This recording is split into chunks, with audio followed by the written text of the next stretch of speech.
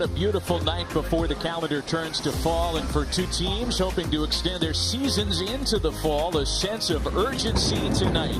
It's the Philadelphia Phillies and the Cleveland Indians on ESPN Sunday Night Baseball, presented by Taco Bell. Well, the Indians' final home series began on Friday night, and Shane Bieber was the star, scattering 7 hits, allowing 2 runs, pitching into the 8th inning, and posting a 5-2 win. The Phillies would flip the score yesterday. Bryce Harper had the key hit, a 3-run homer in the 5th that turned the tide. Phillies added on late, and they have split the series so far. Tonight's game is a part of ESPN's Geico Hunt for October.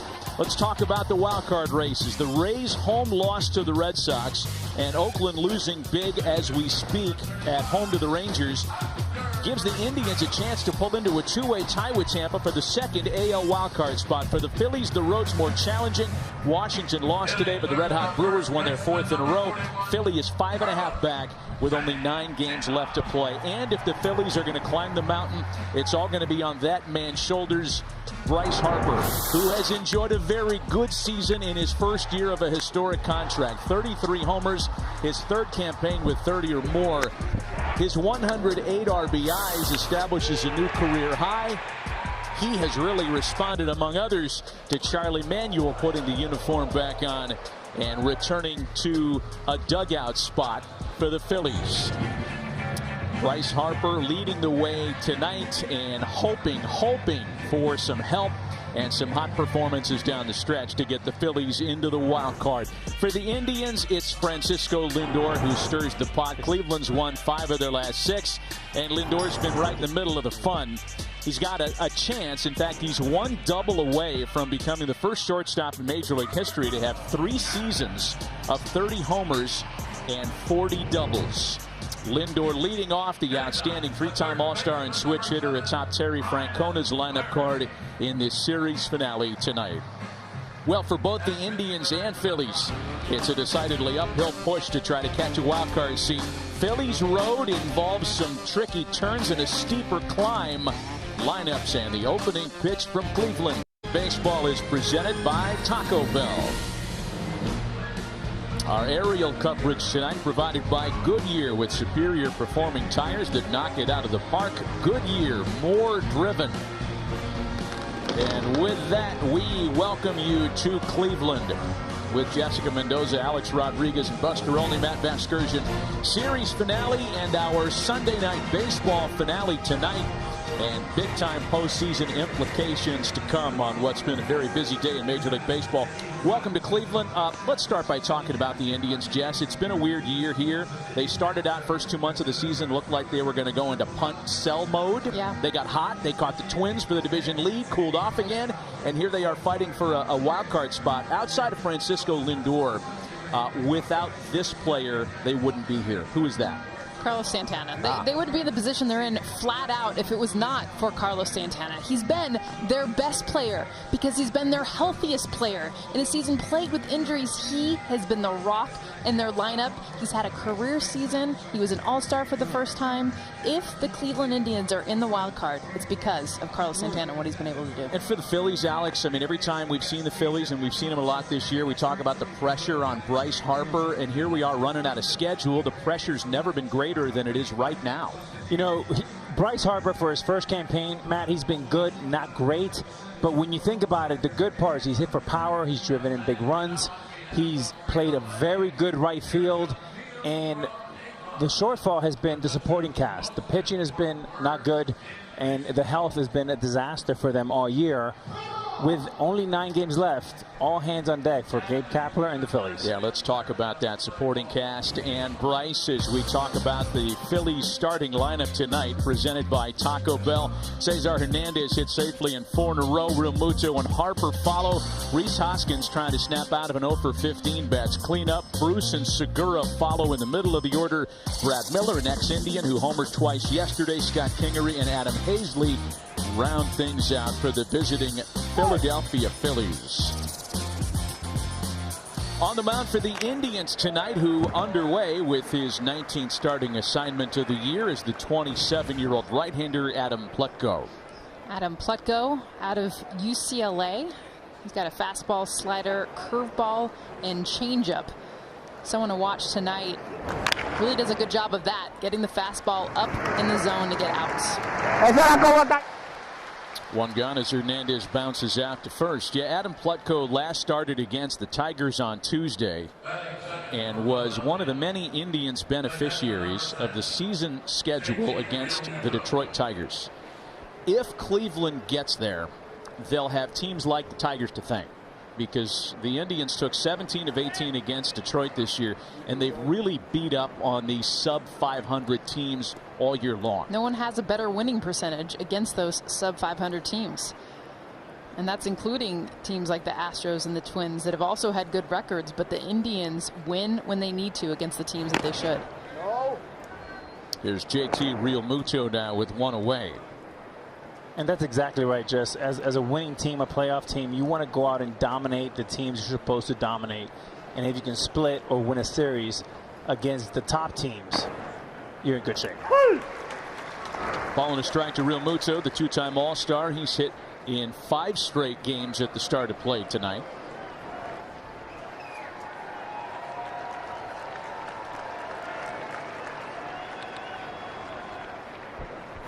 So if the Indians' September schedule has been padded with some lesser opponents, for the Phillies, September has been kind of a plug-along 500 endeavor.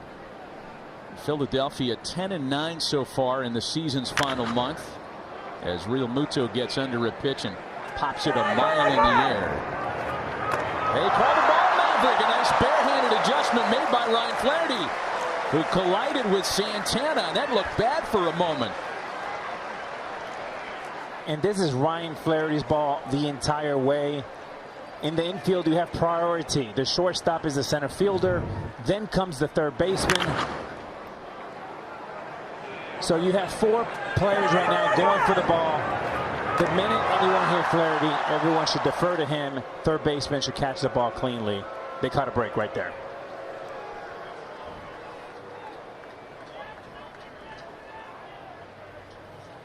I love that slow-mo look. Just keeping his cool. Bare hand pops out. Veteran bare hand play. Here's Bryce Harper now with 2 out and the base is empty. So back to Bryce and Alex, you made the point a moment ago that it's been a good season for Harper, his first as a Philly. 33 homers, 108 RBIs, been terrific with runners on this year. The expectation was, however, that Bryce would be leading the Phillies all the way into the fall, because this was the team that spent all the money in the winter. They quote-unquote won the offseason, and it was a foregone conclusion that the finishing touches, Realmuto, Harper, were going to push the Phillies over the top. John Middleton, the principal, the general partner owner, made a big investment for 13 years and has been a good one. And I'm very bullish in this contract. It made the Phillies relevant. It made them a national story. It's a ball hit well out to right that gets over Yasiel Puig, who plays it well. Harper into second, just in front of a good throw.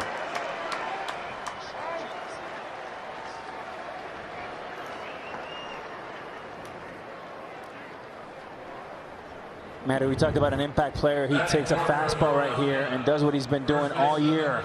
Drives it on time, under control. Great shot here by the truck. Ball's coming in. You see the seams. And Bryce Harper, the swing of a superstar. I think this double might have been a lot easier, though, Alex, had he not done this out of the box. Watched it, watched it, watched it. Oh, wait. Gotta go, gotta go, gotta go. This should have been a stand-up double. He gets lucky here, though. Hustles. He's got the speed to make up for it. And with 9 games left, 5.5 back, you know, any one play can cause you the season. And Matty, we talked to Gabe Kapler today, and we talked about at what point is it, you know, all in, all hands on deck, because this should be played like a wild card game. The next loss can take you home. Yeah, his response to that was, we've been in that mode for about 2 weeks. Yep. And the schedule certainly reflects that. So here's Hoskins now after the 2-out double. And this, quite frankly, has been at the root of the Phillies' issues this month. on the opportunity to get people on. The middle of the lineup has not been able to cash in. Reese himself, as productive as the line looks, is in the throes of an 0 for 15. A ball and a strike to him with Harper aboard and 2 gone here in the first. One stat that jumped off the page for me was, you look at Bryce Harper's numbers with nobody on base, and he has struggled all year. You put people on base, and he's been right at the top of the league. So a lot of people put emphasis on who hits behind Bryce Harper. To me, I always wanted great players in front of me. I had the luxury, I had both, but I had Teixeira, I had Jeter, I had Damon, and of course I had the MVP of the 2009 World Series sitting behind me in Matsui. But when you have players in front of you creating havoc, it creates for a much better at bat. It has done the same this year for Bryce Harper. Bryce is in, or rather Reese there is in protect mode as he spoils away that 1-2 slider. Yeah, part of the problem for the Phillies of late has been just getting people on. Only Boston and San Francisco has a lower on-base percentage here in the season's final month. And the timing of that for the Phillies could not be worse.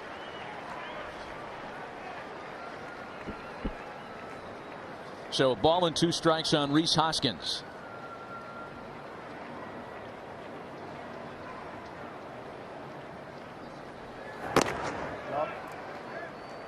You're going back to John Middleton and the signing of Bryce Harper, you know, made them national. What we mean by that is Sunday Night Baseball. We've been here several times.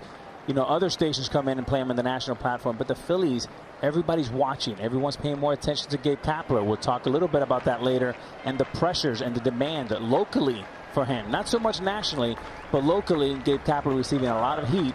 Well, deserved or not, we will get into that a little bit later. Plutko in and out of trouble. He strikes out Harper after the 2-out double. We're underway. No score in Cleveland. The home side, the Bell starting lineup for this series finale here at home. Yasiel Puig, a part of it, batting cleanup. The Indians have done their best work against sub-500 teams. That's not the case in tonight's matchup. Lindor, Mercado, and Santana off the top. Puig, Freeman, and Reyes. Greg Allen, the switch hitter, then Roberto Perez, who's in the midst of a career year, and Ryan Flaherty. Still no Jose Ramirez. He's on the mend. Indians optimistic that they're going to be able to activate him and get him out there sometime this week for the final stretch of the season. The broken hamate bone, he has healed up quicker than expected. It is Vince Velasquez on the mound for the Phillies, out there to make his 22nd starting assignment of the year. Yeah, the 27-year-old right-hander has all 3: fastball, slider, and a curve. He'll work the top of the zone with a 4-seamer and occasional 2-seamer. Francisco Lindor to lead things off for the Indians. Lindor in the midst of a 1-for-5 start to the series. He's walked 3 times over the weekend. And it's a ball and a strike. When you really break down the difference between what was expected of the Phillies and what's happened, the best starting point is with the starting pitching staff. And yes, injuries have been a part of that equation.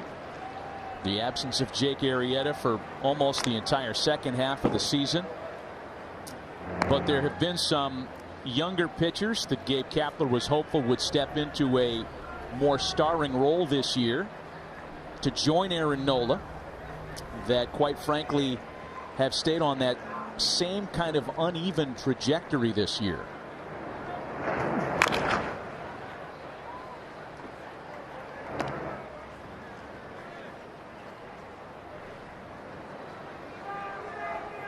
When you look at the season for this starting rotation, I mean, even with Aaron Nola's numbers, but you go down, Drew Smyly, not the season that he wanted. Jason Vargas by trade coming over from the Mets. Zach Eflin, who's now in the bullpen for the Phillies. And I think specifically with Vince Velasquez, you think about what the expectation is from him, because the stuff has always been there, but the numbers seem to not follow. And sometimes it's a head scratcher, because watch tonight, watch his fastball, late life, explosion. He'll get swing and misses, but he's also going to give up the long ball. 24 home runs allowed by Velasquez this year. Let's take a look at StatCast AI, powered by AWS. Yes, he likes his heater. And I think that's part of the problem. It's a great heater. I love it too. But for hitters, I mean, Alex, you know this. If you know you can sit fastball, I mean, that's a good day for you, knowing it's going to come almost 70% of the time. Indeed, and if you don't get him the first time, Jess, you're going to get him the second or third time. You have to be able to have a diversified approach on how to attack hitters, especially at the major league level.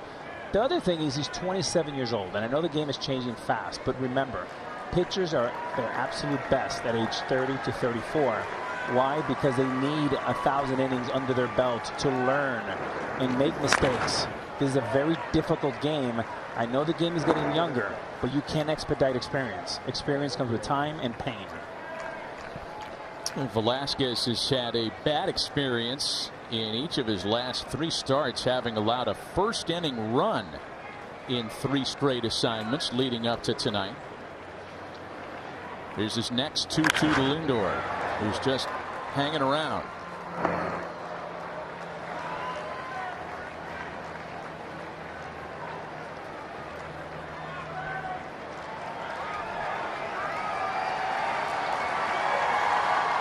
This will be the 10th pitch of this opening at-bat against Vince Velasquez.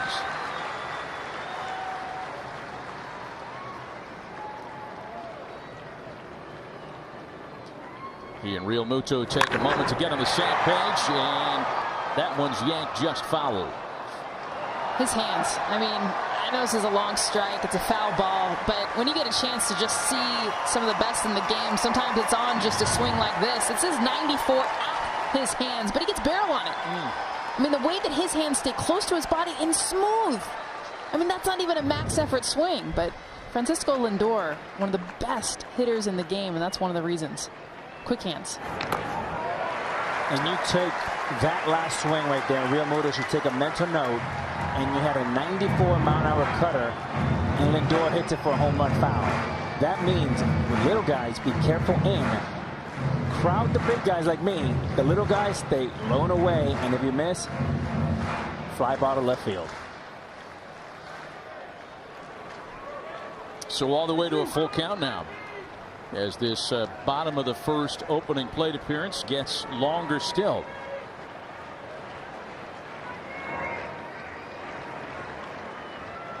The 3-2.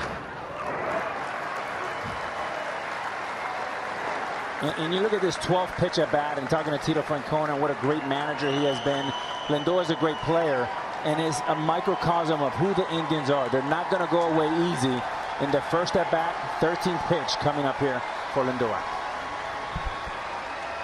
Second on the active wins list to Bruce Bochy, who is in his swan song this week in San Francisco. Here's the next 3-2 pitch home. And finally, Velasquez gets Lindor. What a battle. And a beautiful pitch, an 86-mile-an-hour breaking ball here. Not with the location, but with the speed. 86 behind 94 with cut. That's exactly the swing you get.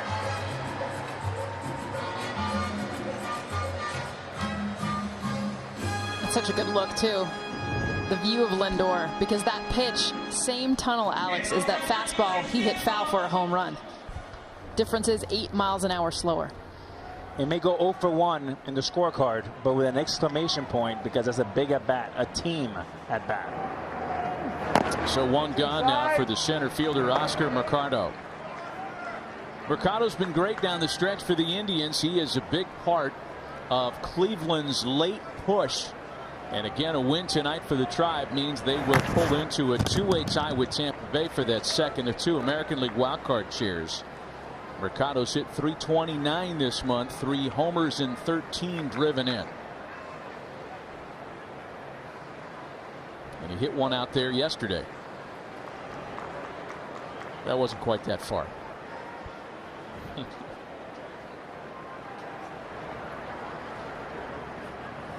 1-1. Let's take you to it last night. Second inning, part of an early onslaught against Jason Vargas. Great swing, nice and tight. Ball just jumps off this young man's back. Fun to watch. Exciting. A little shaka going around third base.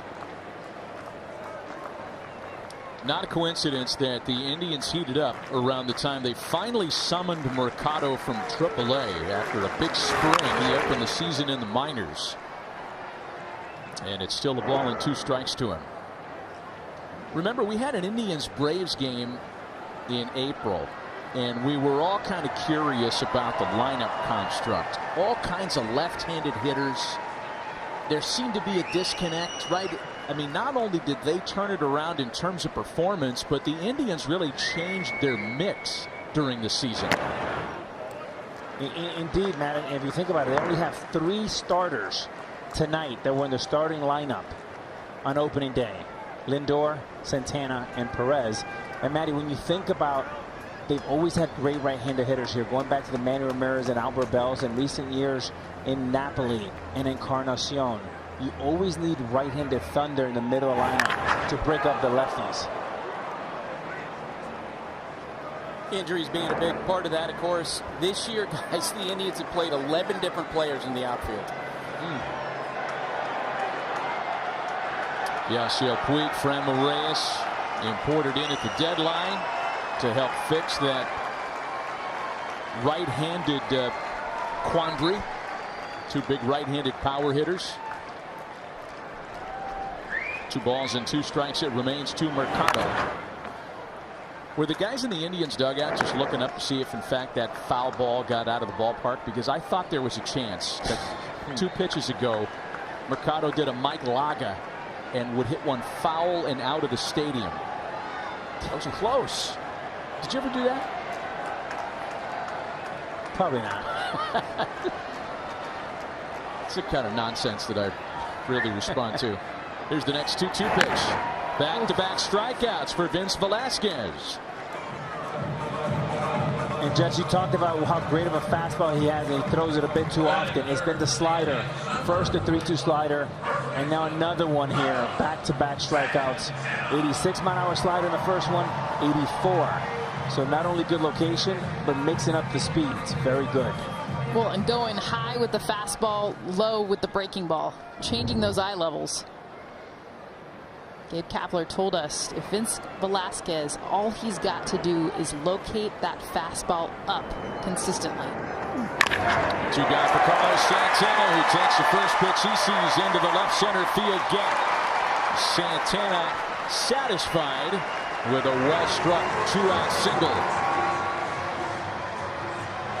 Guys, it's a 200-point difference on batting average against for Vince Velasquez when he locates anything that isn't down or isn't up in the zone. This one right in that heart of the zone for Carlos Santana does a nice job of being able to go middle away with this pitch. But again, Velasquez has to elevate. When he doesn't, hitters take advantage, and that's what Santana did there.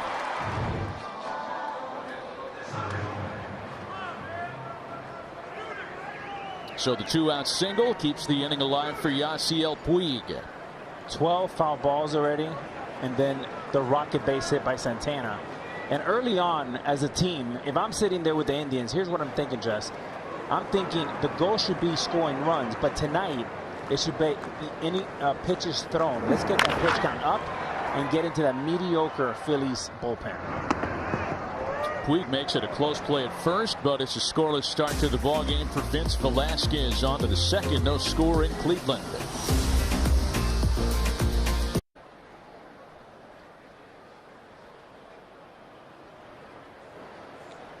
Jay Bruce leads off the top of the second inning for the Phillies. Bruce, Segura, and Miller, a couple of ex-Indians among the 3 that'll face Adam Plutko here in the second. Each starter yielding a 2-out base hit in their first innings tonight, but able to shut the door on a scoreless opening to the game. And Jay Bruce pops one up. Mercado in center for the first out of the inning.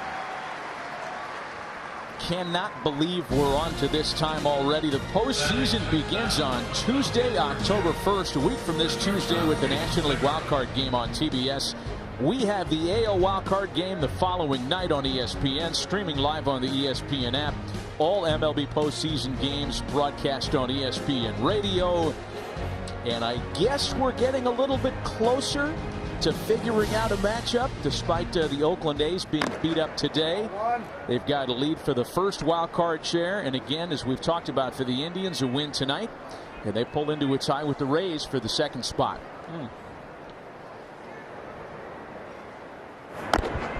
And speaking of chaos, the Indians players were told that when they begin the next road trip and they start that on Tuesday in Chicago, they should bring enough clothes for potentially 5 different cities. Okay, so after this one tonight, the Indians embark on their final road trip of the year, so that's 2 cities. That's right, 2 cities, and then they potentially could have a play-in game against the Tampa Bay Rays on Monday. And if they were to advance past that, then there could be a wild card game on Wednesday. And then if they get through that, then they would probably play either the Yankees or the Astros at the beginning of the division series. On the road. On the road. There's your 5. I was trying to follow your math, Buster, but as always, it's impeccable. Vanderbilt guy and all. The play-in game. That was the added trick. Right, I was thinking they got 2 more left in the season, then wild card. But yeah, play-in game right now. As you mentioned, Matt, they get tied. Them and the Rays. You don't actually pack for a 5-city trip, do you, Alex? At one point, you just, you know, the credit card. You have a credit card. Dry cleaning, laundry. No chance. No chance. I think what you do is you pack for 2 or 3, and you can have a family member come out and bring you an extra suit if you need it. But come on, you don't pack for 5. Flip the underwear inside out. You're good to go for another week. Another high pop-up. Santana and Freeman, and Santana's got it for the second out of the inning. You know, we always like to do a lot of schedule handicapping down the stretch. The Indians finish on the road, as we talked about. So do the A's. The A's have a much softer landing than the Indians, who have that series with the Nationals upcoming, which is really a tricky proposition. And it's not just the fact that it's the Nationals, who are a very good team, and they could face Strasburg, Scherzer, Corbin, but it's also the fact that they don't have the DH because they're playing in the National League. That hurts them so much, changes their entire offense, and that's their last series of the season, which will ultimately probably be the most important. Brad Miller's season numbers as he bats with 2 gone. He's actually been property of 3 different major league organizations this year. Had some minor league time with the Yankees before ending up in Philly, and what a sweet moment for him yesterday to come back to Cleveland and hit 2 home runs as he did last night. A team that basically kicked him to the curb in mid-April after Jason Kipnis returned to active duty. And Miller left here with a bit of a bad taste in his mouth, as was documented at the time. And ironically, Kipnis back on the shelf and unavailable for the rest of the year. You know, it's like in high school when your girlfriend breaks up with you. You're dumped. You don't feel good. And, you know, you can tell everybody it's the same. It's not a big deal. That's a lie. It is a big deal. And what that means is you're going to prepare a little bit differently. You're going to sleep 8 or 9 hours. You're going to get a good meal. You're going to watch extra video. And you're going to be ready to roll. Quick 1-2-3 second for Adam Plutko, rolling right along. Scoreless in Cleveland tonight. Scoreless so far as Vince Velasquez goes back to work in the second. Well, what I've liked from him so far is his ability to locate his fastball up in the zone and then throw his curveball down in the zone off of it. Same tunnel, same look, but 2 very different planes, very different velocities. And when he does have success, it's because of those 2 pitches playing off each other. Yielded a 2-out single in the first. He struck out a couple batters, but did throw 23 pitches in doing so. And he goes to work on Mike Freeman to open the second.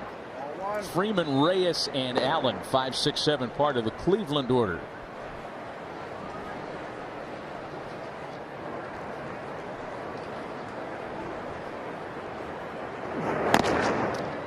Mike Freeman has been a part of the contingency plan in the absence of Jose Ramirez.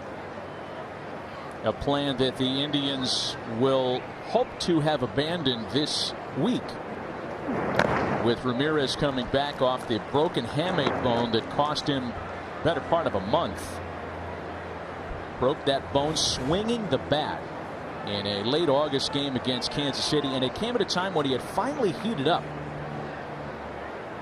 Yeah, man, he's off to a slow start this year, but like you said, heated up. And like Tito Francona told us earlier today, he's been doing everything in his power. Swinging from both hands of the plate, taking swings right-handed, left-handed, taking ground balls, running the bases. And Tito was very complimentary of the way he's coming back, very hungry to get back out there. If it was up to Ramirez and Tito, he'd probably be out there today, but more likely on Tuesday for opening. Yeah, I think they'd love to have him out there, but Terry went on to say sometimes you just have to do the right thing by the player and save him from himself. Exactly. Make sure he is 100% ready to go. One gone now for Franmil Reyes. Huge hack on the first pitch from Velasquez. He was sitting fastball. He got fastball. He missed fastball, but no doubt about it. That's what he wanted. 6'5", 275 pounds, the big right-hander.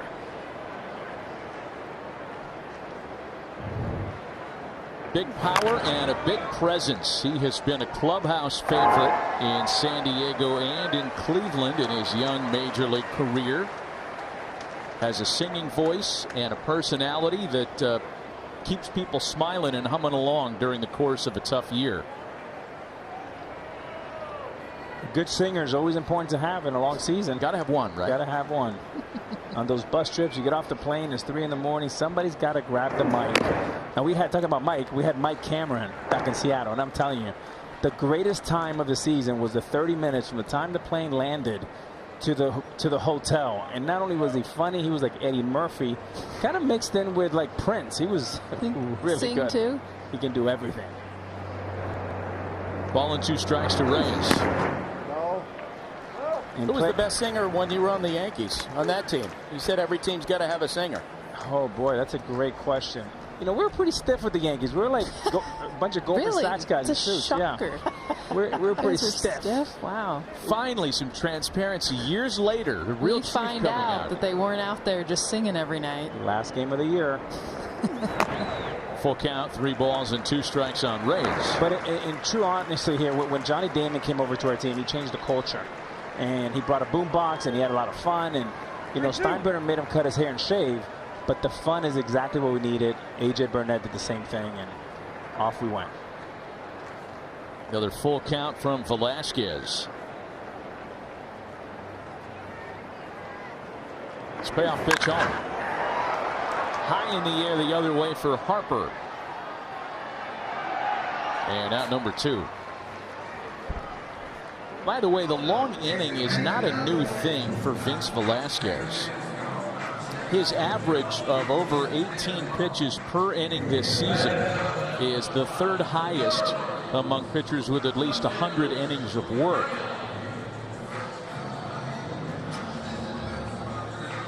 And that's a lot, Matt. You're looking for a pitcher to be average on 15 pitches or less. That's being really efficient. Anything 18 or 20 is alarming. That means that if your pitch count is going to be 80 or 100, you're not going to pass the 4th or the 5th inning. 2 gone for him. That'll bring in Greg Allen. And Allen takes a strike. One of the things that I feel like JT Realmuto does a good job with Vince Velasquez is really trying to help him with where he wants the pitch. You'll see him go down on a knee for a breaking ball. And then when he wants a fastball, it's clear. And Gabe Kapler told us pregame we want it up. You're going to see JT Realmuto almost get into a half squat, 3/4 away, standing up, saying, I want this pitch high. When he's down on the knee, see where he wants it, right there.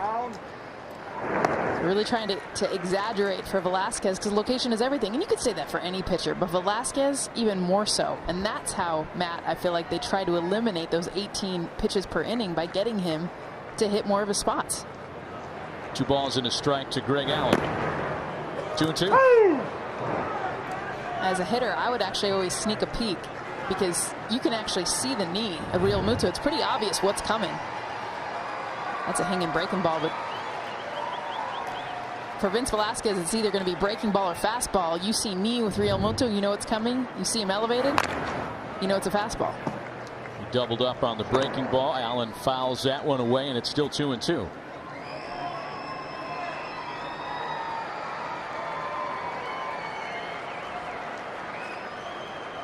Philadelphia bullpen, as maligned as it was for much of the season, has been pretty good down the stretch. And with these long innings by Velasquez, it means perhaps you get into that pen a little earlier than usual tonight. Another foul ball, still 2-2. Jess, Alex, you heard what Jess was saying about the way the catcher's setting up right here. Was that something that could be communicated between pitches to the hitter?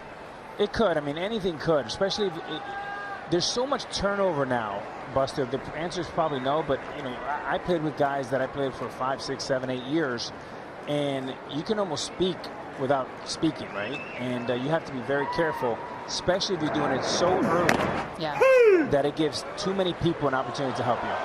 First base coach, third base coach, for example. Alencar looking at the heater, and the sides retired the second.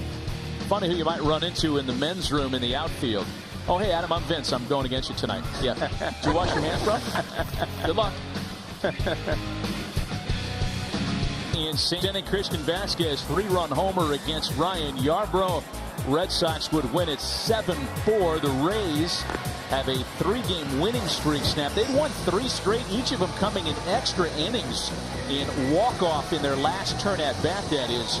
And as we take a look at the big picture, our current standings in the hunt for October brought to you by Geico. Division leaders, the Twins, hoping to seal things up early this week.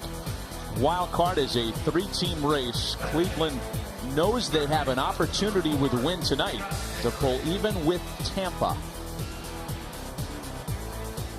When I think about Tampa, we were just talking about teams let go by other teams or traded, not needed as much, and what Tampa has done with the Austin Meadows, the Tyler Glasnows, the Travis d'Arnaud's, the Tommy Phams, it's been really impressive because these are guys that, not that they weren't wanted, but they weren't as needed, and how well they have done in Tampa has helped carry that team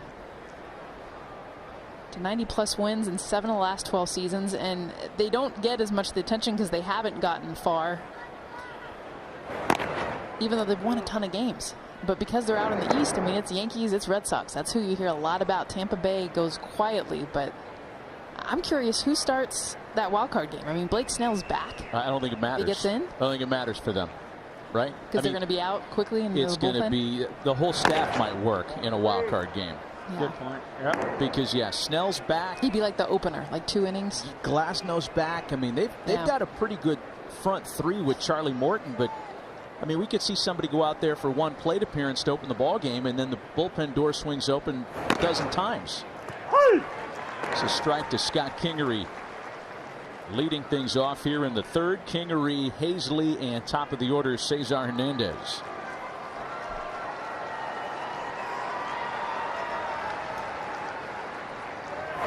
I mean, this is such a unique year. You can have 6 teams win 100 games. You can have 4 teams lose 100 games. Yeah.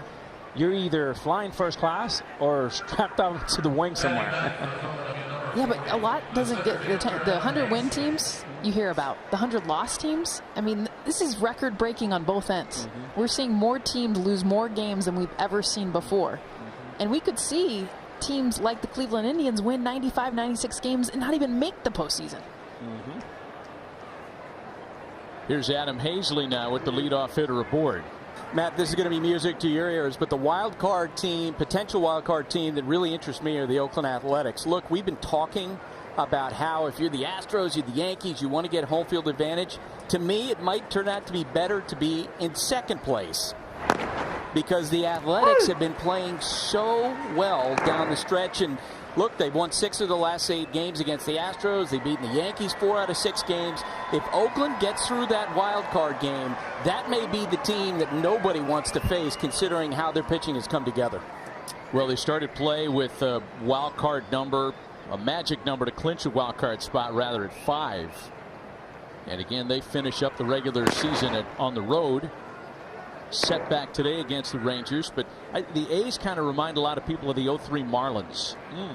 Team that gets hot down the stretch, enters the big dance as a wild card winner, and then just steamrolls all the way through. Of course, that finish is yet to be determined. Oakland is much better than anyone in the country gives them credit for. And what happens is these young players, they're young, not well known yet, but they are mega superstars. If you think about the first baseman and the third baseman for the Oakland A's, the Max, both Gold Glove, Platinum Glove type defenders, both hit with power, and both are $25 to $30 million players that just happen to be making under 5. 70 home runs almost between the two. And I'll tell you what, sleeper MVP candidate, Marcus Semien. You bet. Good call, Jess. I mean, that's one of my favorite players. Not a name you hear a whole lot of, especially even on his own team because of the two you just mentioned, Matt Chapman, Matt Olson on the corners. But Marcus Semien is having a season. You talk about Semien, and I saw him when he first came up. He was throwing, it felt like he was making 2 errors every game. And Ron Washington had him out there every day working and working and working. And, you know, I had a conversation with Ron Washington. I said, what do you see in this kid? He goes, you know what? He's a great athlete. He is a great kid. And there are going to be some growing pains. But Ron Washington, one of the best workers in the game, one of the most underrated instructors in the game, said, this guy's going to be a star. Remember this, A-Rod. One day he's going to be like Miguel Tejada. Whoa. That's Ron Washington. And you were talking, Alex, in our production meeting today about what the atmosphere would be like in a wild card game in Oakland. Oof. Great home field advantage. Great fans. Electric. And Maddie, I was talking with you. When they take that third bowl, and they get it crowded and loud, they have the best music system in baseball. And they're mean, too, man. And they love their A's. And it's a great franchise. And listen, you do not want to go cross country. I know when I was a Yankee, it was terrifying to go into that environment with those great fans. They're tough to beat. Be careful with the Oakland A's. Ball and a strike to count to Cesar Hernandez. 1 out. Kingery the runner at second. Some A's notes. A 2.5 game lead atop the wild card chart. That's at the moment. They're losing at home to Texas. This month they've been red hot. They hit for power. Their starters have been great.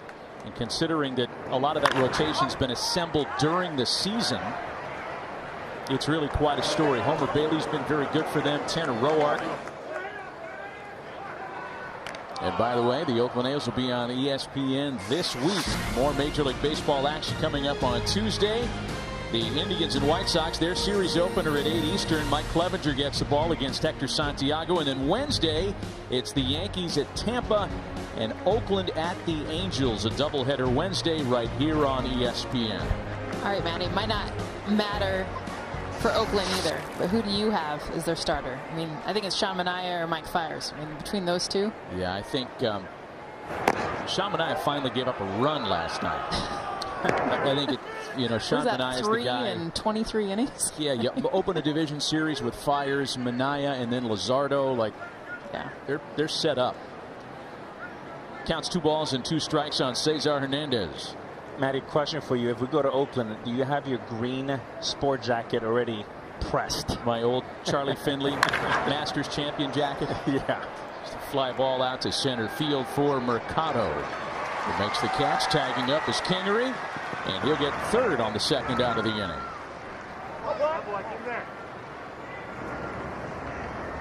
Well, one more note on the A's to kind of wrap up the Oakland segment of the telecast tonight. A winning record against all the other potential American League postseason opponents except for the Astros. But against the Astros, they played very well down the stretch. And teams have a very long memory. And you know who plays well against you. You know who gets you out. You know who you see the ball well off. And you know the stadiums that are difficult to play in. I think Oakland is in everybody's list of I do not want to play there in a big game. Here's JT Realmuto now. That score is now a final as Texas finished out the victory in Oakland. So Oakland's lead atop the wild card standings is 2 better than Tampa, 2.5 better than these Indians. And by the way, I don't think the Astros fear anybody. Did you see what they did to the Angels today? A 13-5 thrashing. Justin Verlander wins his 20th. George Springer hits 3 homers. I mean, they are a machine. 3 straight AL Western Division titles in Houston as of today.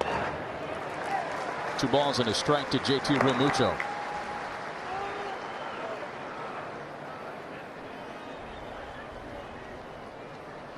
Only been a handful of base runners in this game so far here in the top half of the third. And the farthest among them is Kingery at third base with 2 away. Oh. Well hit to left. Allen is back, and it's over his head. That scores Kingery easily, and JT Realmuto has come through again.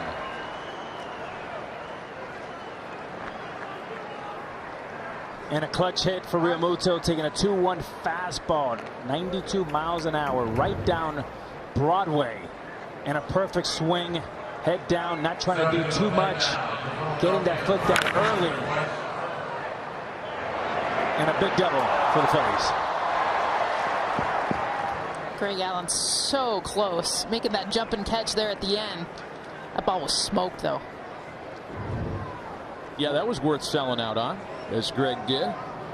Absolutely. And Francona has a decision here to make with 2 outs. You have the struggling Hoskins behind 0 for his last 16th. The red-hot Harper at the plate.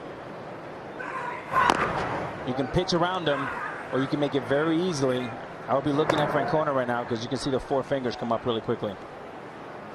Ball and no strikes to Harper, who hit a monstrous home run yesterday, his 33rd of the year, and he has doubled in his first plate appearance tonight.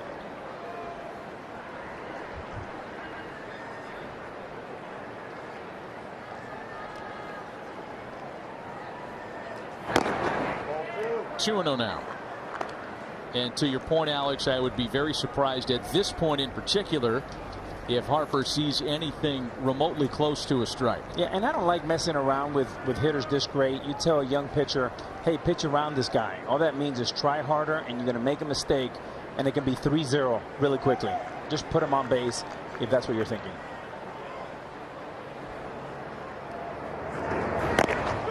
Three and 0. And they should just put him on right now. Yep. Yep. Let's get rid of the skip the formality of it, because they don't want a replay of what happened last night.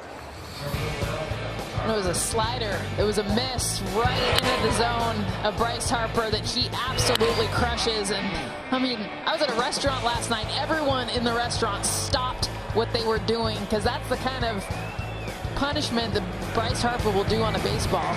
Just makes you stop in tracks. That was an amazing plate appearance to watch, and as you can see, that pitch ended up right in the cookie zone for him. Those red boxes down and in, classic left-handed power hitter's sweet zone. But for Harper last night, he had been hitless against Oliver Perez. 0 for 5, 4 punch-outs. Strikeouts. He fouled off a bunch of pitches, fouled off 5 pitches to get it to a full count, and then got his one spot he'd been keyholing and hit it out of the park. Oliver Perez talked post-game about how he tried to bounce that slider because he knew I can't get anywhere near that zone, and that's the benefit for Bryce Harper fouling off all those pitches. Well, another opportunity now for Rhys Hoskins, who struck out with Harper at second back in the first inning. And a slider just misses.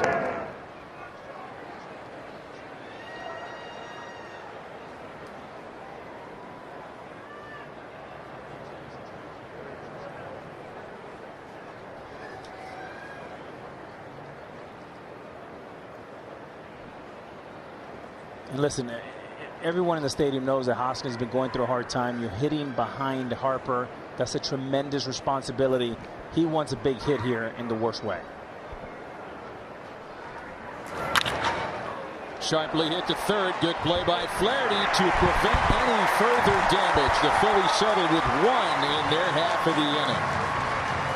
They do crack open the scoreboard, however. 1-0 Philadelphia. Will settle in with the top of the order, Francisco Lindor. Vince Velasquez back to work. He struck out 3 in his first 2 innings tonight. and allowed just the 2-out single by Carlos Santana. Roberto Perez leads it off. A career high 23 home runs for the veteran backstop this year. He thought that curveball was down around his shoe tops.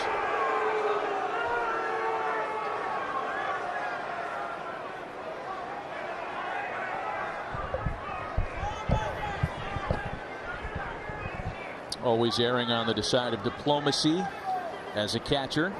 Got to be back there with Dan Bellino himself.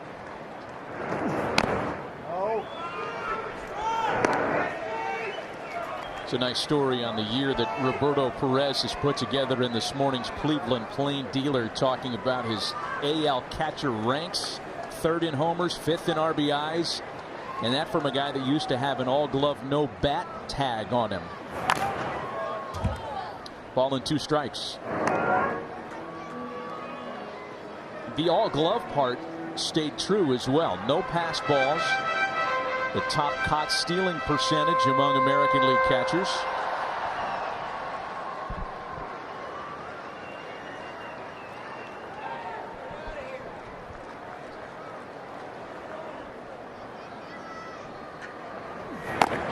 And the fastball blown past him at 96. ESPN's telecast of Sunday Night Baseball, presented by Taco Bell, is brought to you by Nissan. Innovation that excites.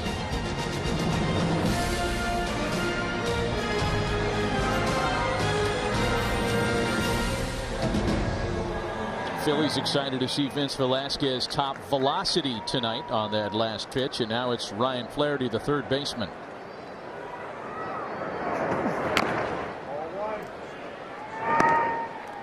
You know, the argument, the missing Jose Ramirez argument, is kind of a tricky one. I mean, yeah, you want him out there, but they're 14-9 without him. Nobody's really stepped up and seized that job. There have been a handful of players that have been used in his absence.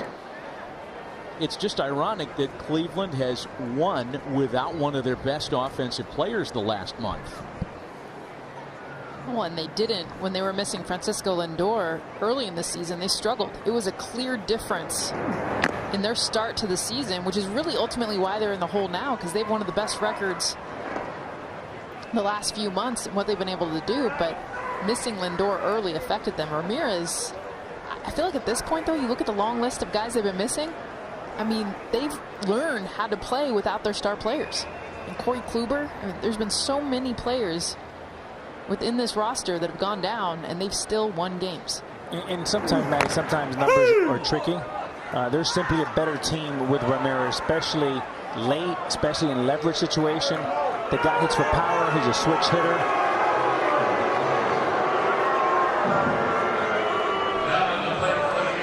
Flaherty not a fan of that strike 3 call. We'll take a look at it again. And this comes off the Perez, the first strike that's called. This one a little bit off the plate, fastball away. But with 2 strikes, that's something you definitely have to protect. But I'm telling you, Perez getting that first curveball called that was a ball for a strike, I think sets up this at bat and the frustration of Flaherty. Good point, Jess. So now Lindor, who struck out to open the first on a long plate appearance. It was a 13-pitch leadoff plate appearance by Lindor, and that tied for the longest leadoff plate appearance in baseball this year. For those of you who are delighted by such trivial little nuggets, it's line to left, and a quick 1-2-3 third for Vince Velasquez. Still 1-0 Phillies. Phillies leading the Indians 1-0, and you told us before the game Vince Velasquez came down to execution. What have you seen so far? I think from the very first at bat of the game for him against Lindor, he stayed in the strike zone. It's really important for him to be able to execute all of his pitches for strikes. And despite the fact that Lindor is putting good swings on those balls, fouling him back, he stayed in the zone. That's really important for Vince. JT drove in your first run tonight. His first year with the Phillies, what kind of impact has he had? A tremendous impact, all-around player. I think what surprised me most, Buster, is how good he's been on the bases. Great reads, great jumps, great turns. Sets a great example for all of us. Okay, thanks. Matt, back to you. All right, Buster, yeah, the RBI double by JT Realmuto, one of the 2 hits allowed by Adam Plutko tonight. 2 walks also issued by the Indian starter, one of which has come around to score the game's lone run, 1-0 Phillies as we start the 4th.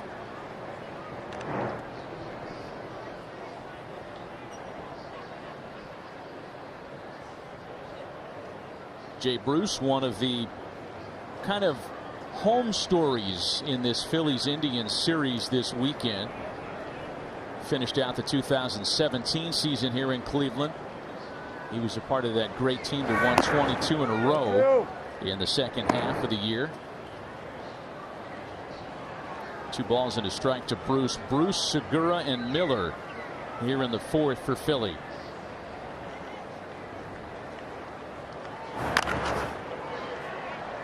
Two balls and 2 strikes from Adam Plutko. Adam Plutko, I remember him back at the UCLA days. John Savage at the helm of that team. And guys, that was like the first time that I felt like I really started to hear a pitcher talk about elevating the fastball. Something we see all the time in the game now.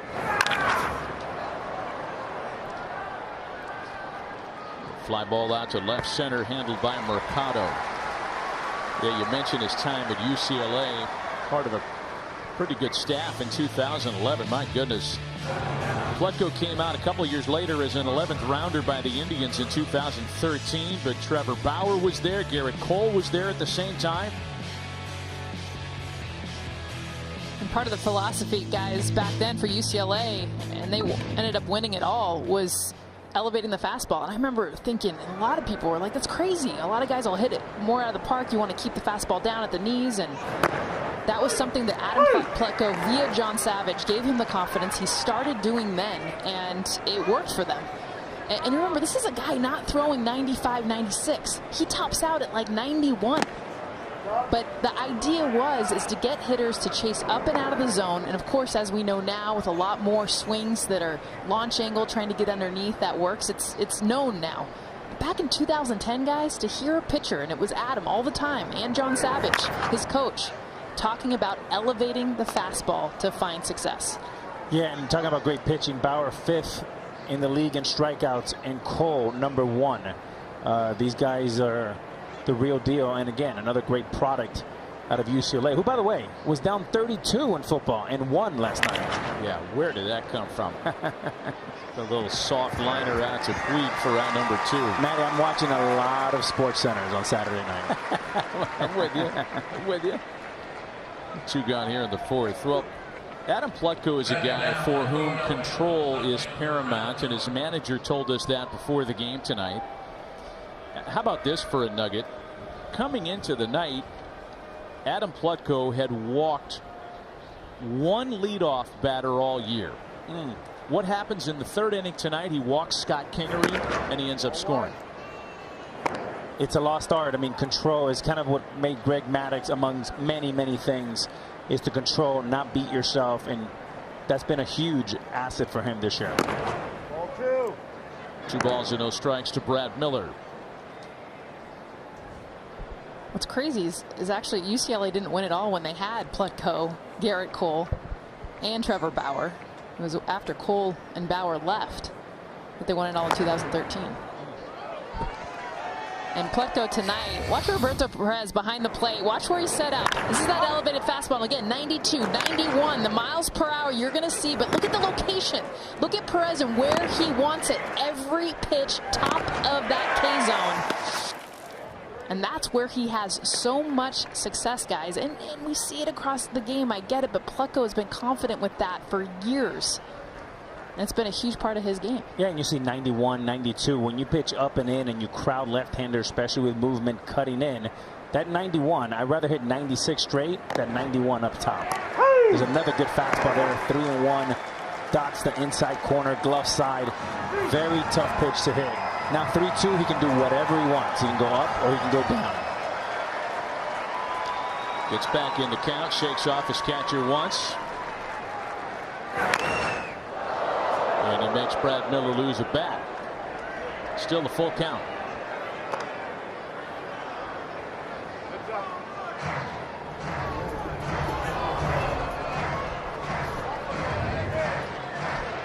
It's that fastball up in the zone, and Brad Miller with the no batting gloves. Warm night. Look out. No batting gloves, no wristbands, no protector. Old school baseball. Love it. Here's the next full count pitch. And he got it. Fair to say Dan Bellino has been a pitcher's umpire tonight and very consistent on the corners. A 1-2-3 inning for Adam Plutko in the fourth.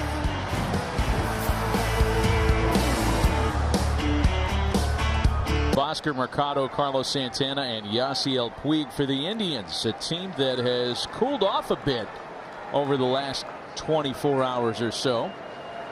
In fact, Oscar Mercado homered yesterday, but after that home run, the Indians have gone 1 for their next 22. And that includes a 1 for 10 start tonight. Mercado punches one off the fists to Hernandez for the first out.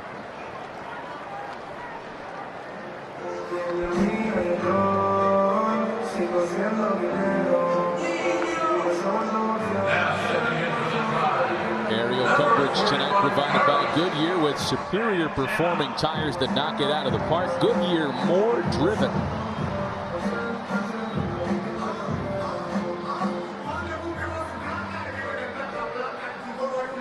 One gone now for Carlos Santana, who has the Indians' only hit tonight.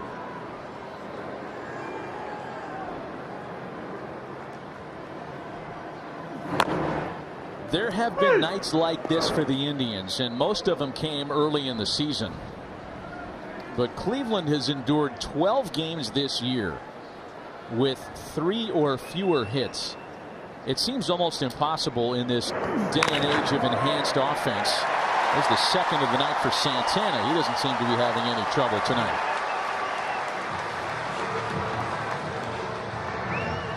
The only teams with more such games, 3 or fewer hits, are the Blue Jays and Diamondbacks.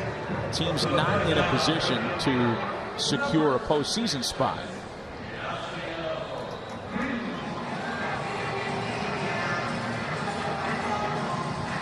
So here's Yasiel Puig for a second time.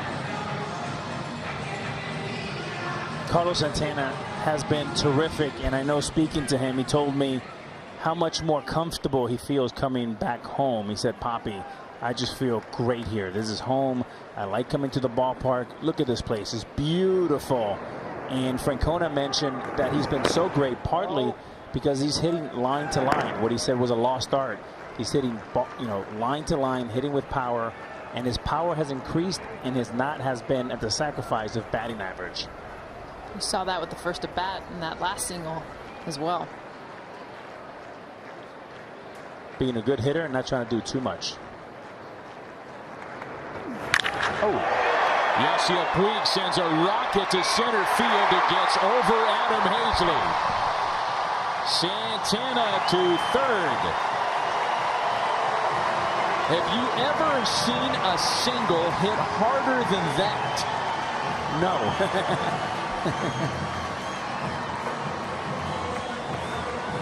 I mean, this ball came in hard. It was a rocket ship. And Puig thought he had a home run, maybe cost him a double, but an absolute bazooka off the wall. He was staring at it. It took him a while to get out of the box. You think? Oh, yeah. Saw Harper do the same. Ended up squeezing in a double. But he thought that was gone. You can watch while you run, though. Just saying. So now Velasquez can roll a ground ball, and the Indians won't have a thing to show for 2 very well-hit baseballs. It's up to Mike Freeman to prevent that fate. Matt, is a great point, and 90 feet is a premium right now, and every game counts. And because of one out, because of one base, the recourse is you may go home in about a week. So it's important for both Francona and Gabe Kapler, both managers, to communicate to this team that, and I'm sure they have, guys, don't take anything for granted. Run hard, play hard. Let's not go home because we're being careless or not hustling. This has been a thing with Yasiel Puig everywhere he's been. He had moments in Los Angeles where that very thing was questioned and challenged. It happened here earlier on this homestand with the Indians. And we asked Terry about that before the game. He said, look, the guy's got a big heart. He cares. He wants to win. He's just got his moments where he plays like a kid. You know, karma's a boomerang in baseball. And what I mean by that is you have to play the game well. You heard me all season about moving runners over, bunt guys over. These are the little things that you need to win big in October. And that's a mistake that's okay in July or June or May. It's unexcusable this late in the season. This is postseason baseball. Freeman chops it to shortstop. To Hernandez for one. That's all they get. And the Indians are on the board in the fourth.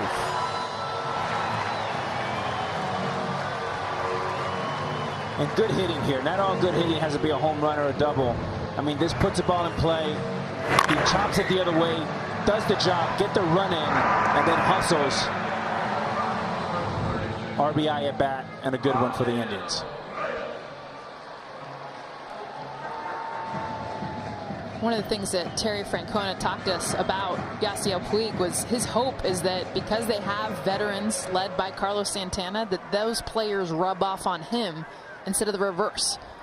And I think that's in teams in past, the biggest fear of a manager is when a guy doesn't run out of ball or when he acts more like a child or a kid at times that affects the team. And they feel like they can get away with it too. But Tito Francona felt very confident that with this team, and that's a perfect example. Francisco Lindor, arm around him right now. No doubt talking to him about him watching that ball instead of running. And they're not talking about which barber they use or what color they use. What they're probably saying, he said, Poppy, great swing, but we need you to run. We need you to play 100% all the time. We may be going home in a week, and we need 100% of Puig. And Francisco Lindor seems to have a willing audience in that discussion. Jose Ramirez jumping into the conversation as well. Well, and giving him the confidence, giving him love, letting him know this, as Terry Francona said, he's got a huge heart. He wants to be loved. He wants to be liked. He wants to be respected. You get that? Now, the thing is that's also short term. If, you know, a year from now, he doesn't run out that same ball, you lose that respect from your teammates. Indeed. And what I like about Lindor right here is, you know, leadership comes in many forms. One can be intimidation. The other one is engagement and participation. And that's what you're seeing right there from Lindor. You can do it with a hand on your shoulder rather than scream or try to embarrass somebody. Ball and 2 strikes to count to Franmil Reyes. Well, Yasiel Puig's a free agent at the end of the year. The potential employers are certainly taking notes at home. He's a very complicated package. Terrific upside.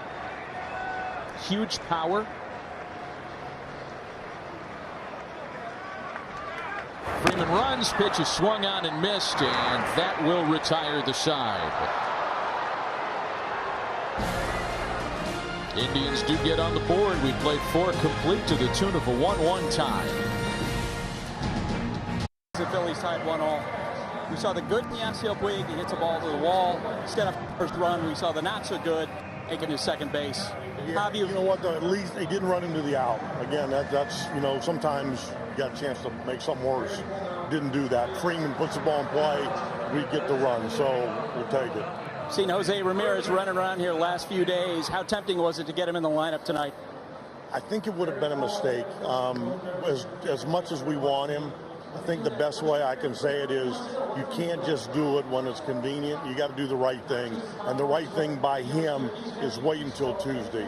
Jerry, thanks. All right, Buster. Matt, back to you.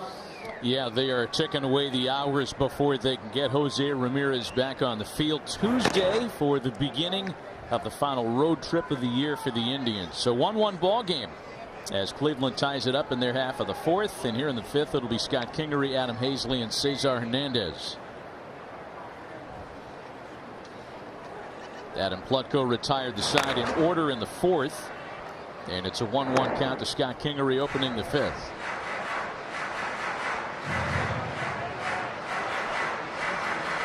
Just getting the lead. He is 7-0 in the 13 games he has started and pitched with a lead this year.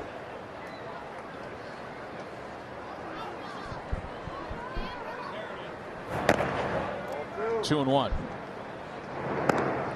I know we gave a lot of credit to Carlos Santana on the offensive side with all the injuries, but you do have to give a ton to this young pitching staff that has been able to pick up where a lot of their injuries have come to their starting pitching. Adam Plutko, one of the main ones. Shane Bieber. A ball well hit out to right center field and off the wall. Mercado plays it well. Throw into second is too late, however. It's a ringing leadoff double off the bat of Scott Kingery in the fifth.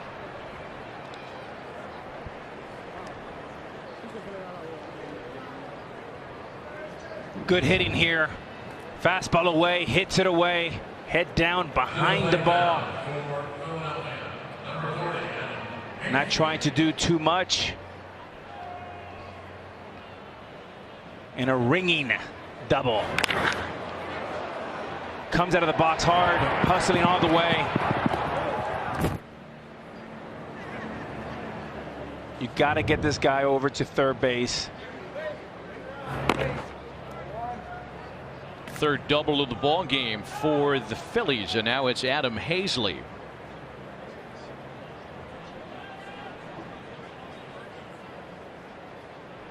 Flaherty in at third base, expecting maybe a bunt.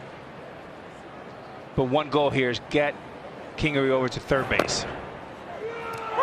I am less and less surprised every time I watch a situation like this that does not yield a bunt. Yeah, I guess I should start paying attention to the fact that nobody bunts anymore. Yeah. And a lot of times you'll look at the manager and he'll say, what do you want? And he'll say, up to you. Whatever you want to do, just make sure you get him over. That means you have the choice to bunt it over to third base, get the guy over third base. Now, two things happen when you do that. One is you do the job and you get him to third base, and then you set him up for Hernandez. The second thing that happens is you're shaking hands with the whole team and everybody's happy, everybody feels good, and small things creates big results. 2 balls and a strike to count to Hazley, who has not shown the slightest inclination to bunt, and now even less likely with a 2-strike count. But now, I think the biggest thing, Alex, though, is these guys aren't asked to bunt at all throughout the regular season. So even if it's up to him, the confidence isn't there. I mean, the game used to be where you were sacrifice bunting once a week, so you knew how to do it. And yeah, they might do it in BP, and it's a totally different thing if you do it in games. And there's so many players now that have single-digit sacrifice bunts. Some have 0 throughout the season, and then when it matters in these late September games and then getting into October, they don't know how to do it. So if it's up to them, the answer is going to be no. Just because you play the game wrong in spring training and when it's not important, it doesn't mean you get to play the game wrong when it means everything. swinging away. Hazley gets it past Flaherty on into shallow left, and that puts runners at the corners with nobody out.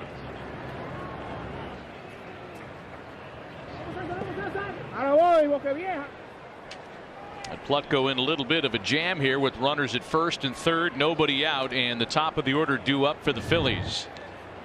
Hit, throws it away, hits it away. And a nice play here by saving a run and still keeping a double play in order. A good base running there by Kingery, making sure that ball gets through, and the Phillies are set up. See how the Indians play this defensively here. You've got Flaherty even with the bag at third, as Cesar Hernandez picks at the first pitch and pops it up. A big first out for Adam Plutko.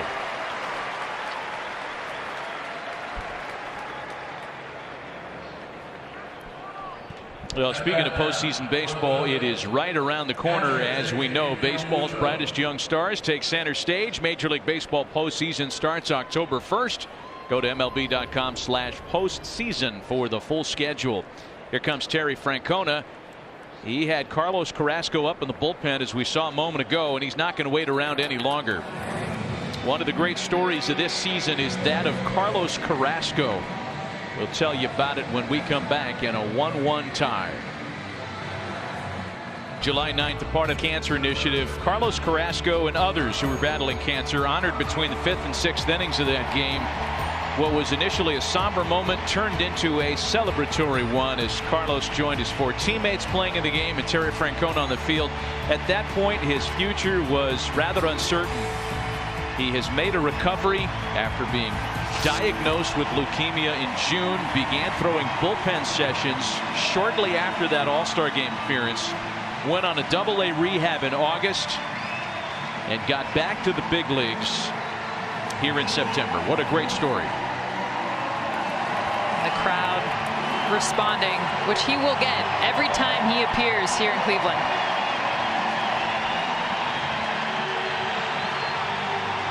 From ace of the staff to a guy whose not only career but future in general was very cloudy upon learning of the diagnosis, to back on a major league mound.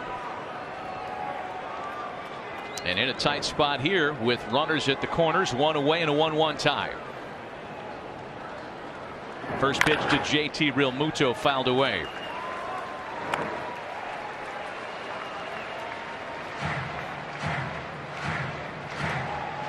Realmuto doubled in the Phillies' only run against Adam Plutko in the 3rd. And Terry Francona did not want to see that matchup again here in the 5th. 0-2. Carrasco, a ground ball pitcher. 8 of his last 10 outs have been ground balls. He can use one right here with Harper on deck.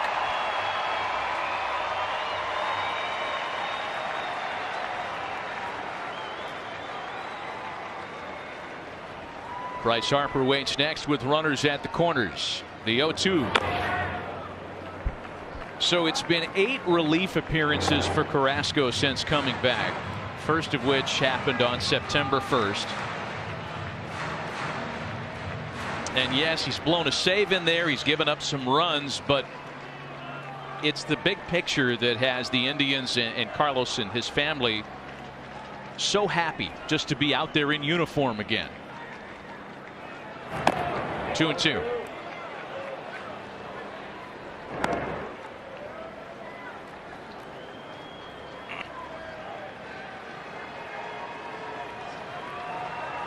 Kingery opened the inning with a double. Hazley singled right after him. Hernandez popped out. Then the pitching change.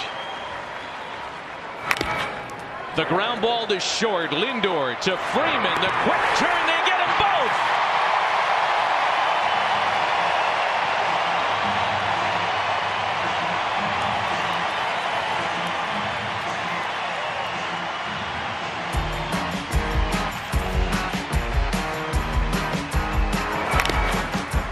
And one of the great stories in baseball continues as Carlos Carrasco gets the Indians out of a 5th inning jam. As WtchMNw at Vasgersian, a 1-1 ball game. Adam Plutko exits in a tight spot. Runners at the corners and 1 away, and Carlos Carrasco gets him out of that tight spot by rolling the ground ball. Vince Velasquez, meanwhile, on the other side of the scorecard, has been terrific. He has yielded the run on 3 singles, 6 strikeouts for him tonight as he goes to work on Allen, Perez, and Flaherty in the 5th.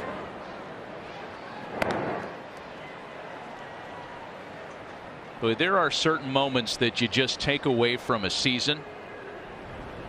Mike Yastrzemski hitting a homer at Fenway during the week, one of them. And I think what we just watched with Carlos Carrasco will be another, regardless of the fate of the Indians in the postseason. You want to talk about an exceptional double play. First, the footwork. Look at the drop step by Lindor. Great firm toss, and then Freeman with a rocket forehand over the top to get the speedy Realmuto. That is an exceptional double play by the Indians. A ball and 2 strikes to count to Greg Allen. Chopper over the mound. Segura tried a bare hand play there. Was that his best chance at that, Alex? No. That's a very easy play. You come to it aggressively, you set up, and with 2 hands, you catch that ball and you throw it in. He predetermined very early that he was going to do it bare hand, and that was a mistake from the time he thought about it. You have plenty of time right here. You see the runner. You can catch it, set up, and throw a strike and get him by at least 4 or 5 feet. And that's a mistake, an internal clock mistake. That's a mental mistake, not a physical mistake. I mean, I know Greg Allen's fast, but I mean, he would have had time to get Usain Bolt. Leadoff hitters aboard on the error, and now it's Roberto Perez. Perez a strikeout victim in his first try tonight. So getting back to Carrasco, Buster, it's not like fans around here needed another reason to love him, because he is one of their favorite sons regardless. Yeah, and he loves it here. Last fall, when there was speculation that the Indians were going to have to trade Trevor Bauer or Corey Kluber or Carlos Carrasco, Carrasco went to the Indians and said, look, I love it here. I want to work out an extension. And of course, that deal wound up going through 2021, and it took on extra meaning when he got ill this summer. And as he's come back, Carlos Carrasco has made so many trips to the Cleveland Clinic's Children's Hospital, made one just the other day. For the 5th straight year, he's a nominee for the Roberto Clemente Award on behalf of the Cleveland Indians. And lacing up the scoots like he's going to go back out there again.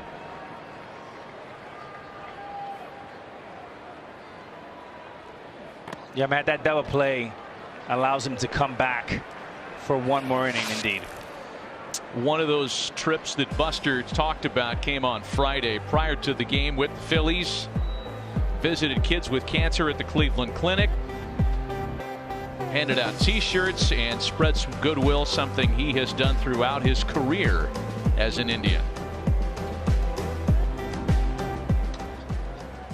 I love seeing all his teammates with the I Stand for Cookie shirts also. And that's something that has been really cool, is not only what Carlos Carrasco has done, but his teammates, Francisco Lindor, in fact, pledging $1,000 for every Indians win this month to childhood cancer research. I mean, that says a lot about Francisco Lindor, but also the support that his teammates have for everything that Carrasco's been through this season. We talked about karma being a boomerang, and that's exactly the kind of thing that we talk about, that bonds a team together, bonds a city. And this is a great city of Cleveland. I mean, what's going on here in downtown, you go to the west side, it's beautiful. If you go to the east side, about 15-20 minutes out, it's just a beautiful part of the country. And I can tell you from personal experience, playing in the stadium with these great fans, they're loud, they're smart, and they're ready to go every day. Oh, Perez bunting, and Velasquez can't handle it.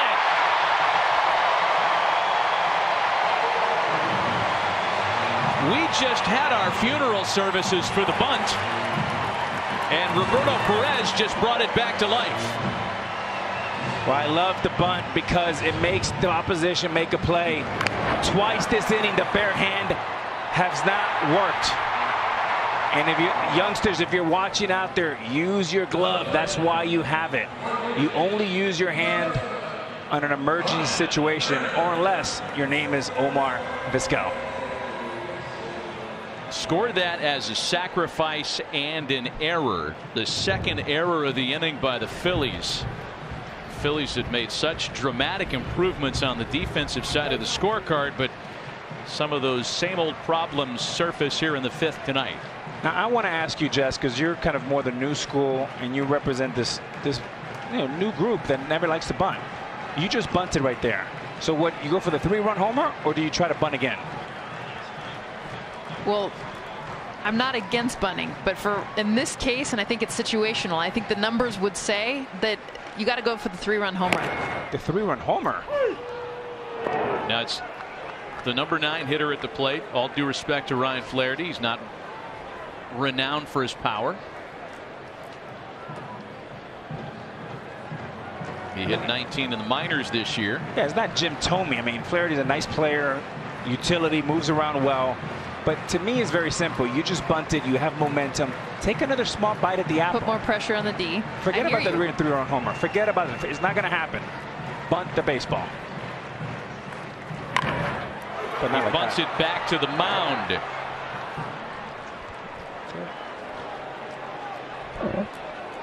And as much as your point is with the bunt, when it works, it puts pressure on the defense. This is when it doesn't work. And I think in this day and age, there's a difficulty, something that's so simple when you do it more often. A hard bunt right back to Velasquez, and now you haven't moved the runners. You haven't given yourself a chance. I actually do like the bunt, just so you know.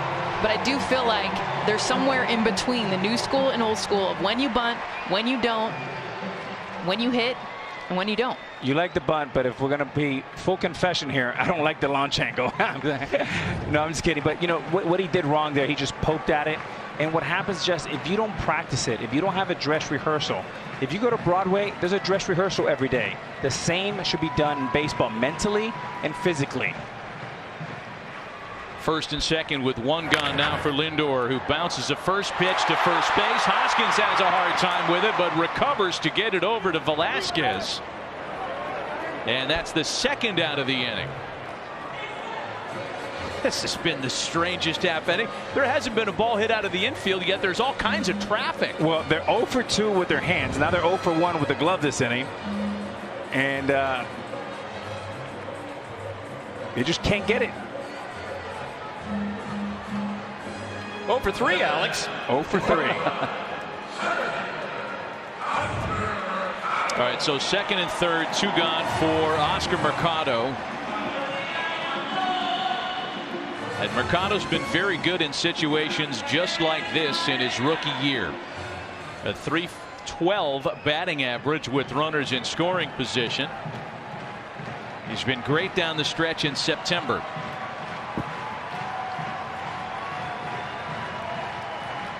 The biggest plate appearance of the night so far for the Indians.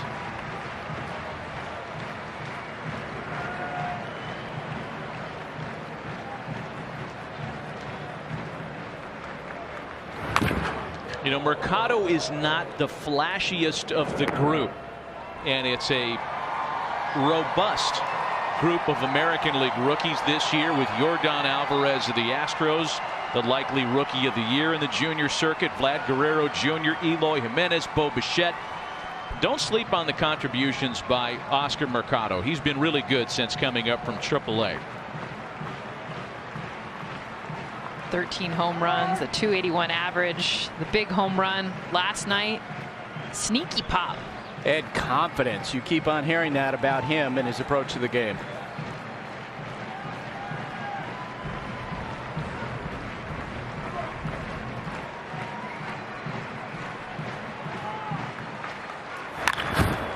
.01 center cut fastball that he fouls away, and it's 0-2. More games that Oscar Mercado has had, the better he's gotten. He's over doubled his OPS just in the last 16 games compared to his first 25. A 510 to a 1032.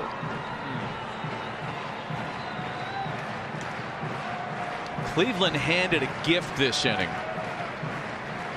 Errors in back-to-back at-bats to start the fifth. He had Velasquez a strike away from getting out of the mess. Oh, but he's not going to get out of that pitch. Oh, Oscar Mercado.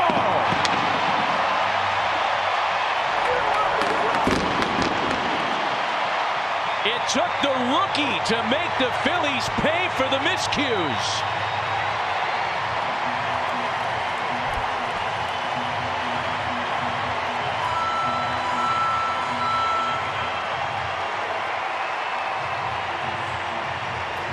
On the 0-2 pitch, a mistake, a cookie, a fastball, center cut, and the 24-year-old stud homers again, and this time a big one, a 3-run homer.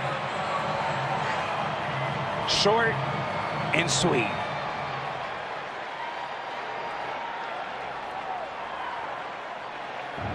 On a night where Vince Velasquez really dominated the Cleveland bats the first time through the order.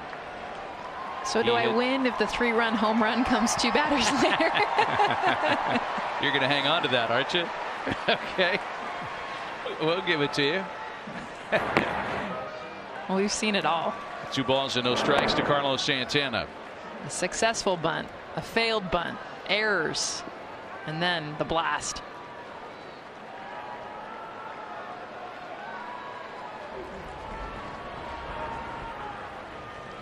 Lindor taking him under. That's my favorite, is the shots you get from leadership. 24 years old, a 25-year-old telling a 24-year-old, giving him some love, probably a little tidbit of advice too. Come here and see me, son. Yeah, I have a barber for you. Listen, Matty, what I liked about that, as you see the 3-0 swing there by Santana, I like Lindor's leadership on both sides. And here's the home run and a fastball. Wanted to go up and left it middle. Up, but too good of a pitch to a young, aggressive, violent hitter. He missed it on 0-1. He sure did. I mean, with a base open, he threw him 3 strikes. He never gave him a chance to chase like he did in his first at-bat when he struck out. But Lindor, what I liked about the high and the low there is he's there for the young man when he hits a home run. But he's also there for Puig. Santana wails one into the gap. That's his 3rd base hit of the night. And his first extra base hit.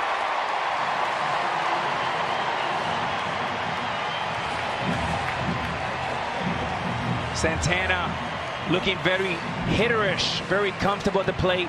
Base hit to left, first at bat, up the middle, second at bat, and now a ringing double to right center field. Flat swing, very flat, and assertive, aggressive swing by Santana.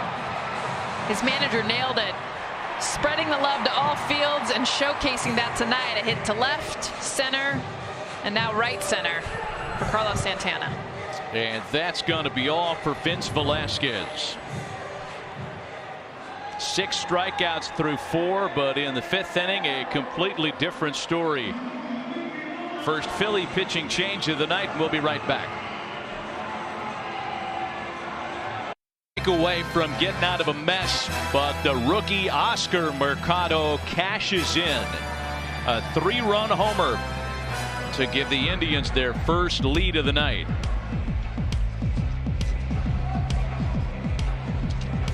It's the guy with the least playing experience on the roster, who is Francisco Lindor's favorite on this Sunday in Cleveland.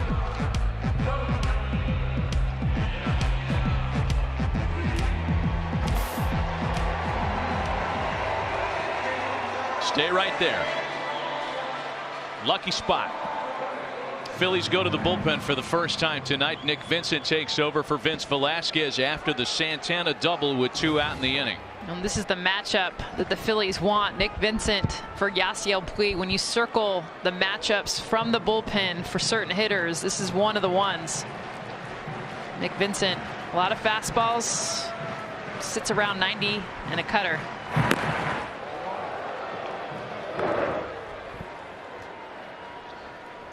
Budweiser pitching summary for Vince Velasquez. 6 strikeouts through 4 innings, but he could not pitch out of the 5th. Leaves with a runner is his responsibility, and on the losing side of the current decision. A lot of baseball left here in the bottom of the 5th. 2 balls and no strikes to Yasiel Puig. Nick Vincent very comfortable going into righties, and that's a lost start. I mean, you talk about the sacrifice bunt going away, being able to consistently get inside the batters without hitting them, and then without also missing over the plate.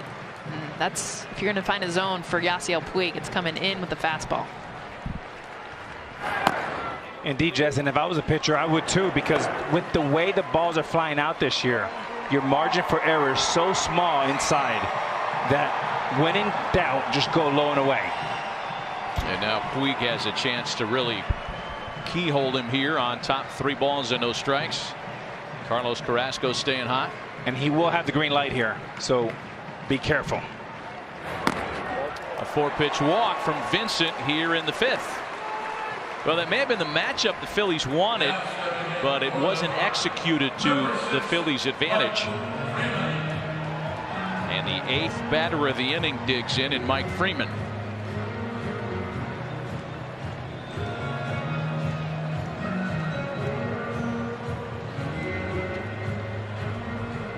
Freeman has an RBI fielder's choice play on his line tonight, and he turned the great double play that got Carlos Carrasco out of the jam in the previous half inning.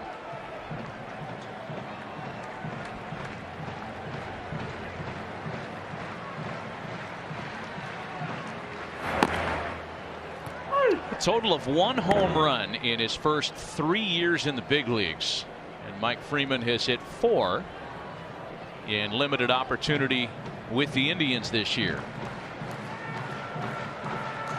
And Matt, don't forget about the double play in the top of the inning. That could be the game changer.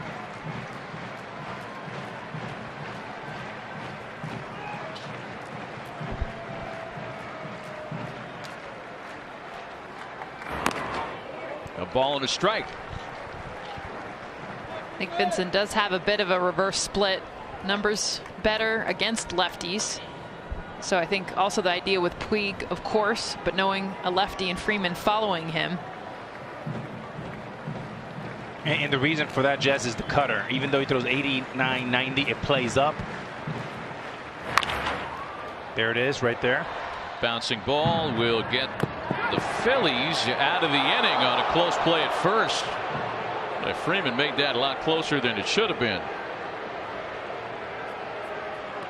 People coming off the field slowly just in case they want to take another look. The damage done in the form of the big home run by Oscar Mercado, and a now 4-1 Cleveland lead. A reminder to take the field with your ultimate MLB squad in RBI Baseball that delivers a genuine experience with the ability to manage your franchise across multiple seasons, official uniforms, hundreds of new animations. Learn more at RBIGame.com. Rated E for everyone.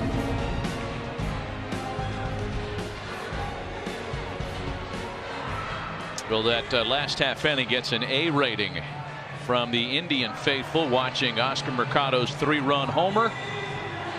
And Cleveland pitching with a lead for the first time tonight.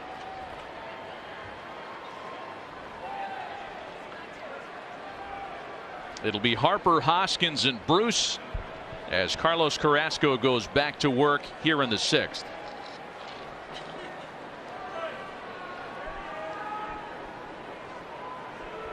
A double and a walk for Harper tonight.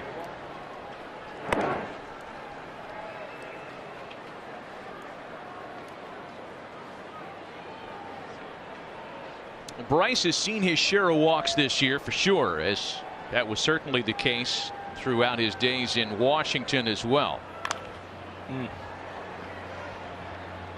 How about this note? Because Harper walks a lot and so does the guy behind him.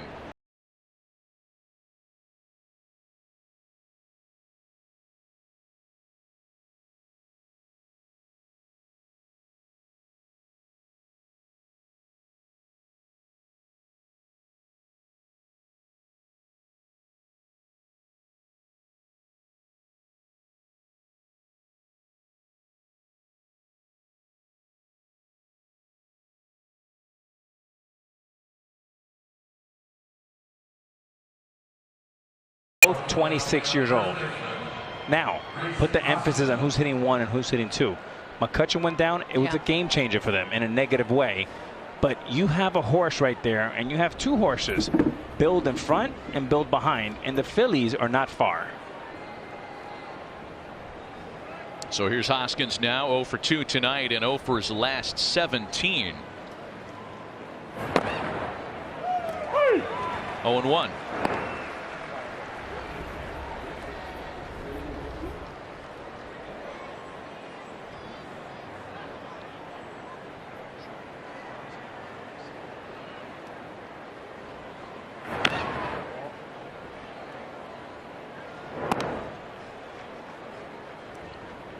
A ball and a strike from Carlos Carrasco.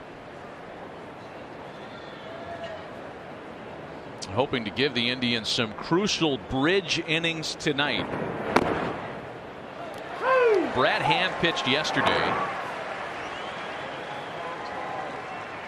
hoping to work him back into the mix slowly, going through a badly timed dead arm period at the end of the season. He's one of the top relievers in the American League until some less than Brad Hand-like moments after the All-Star game. And Hoskins is a strikeout victim here in the 6th.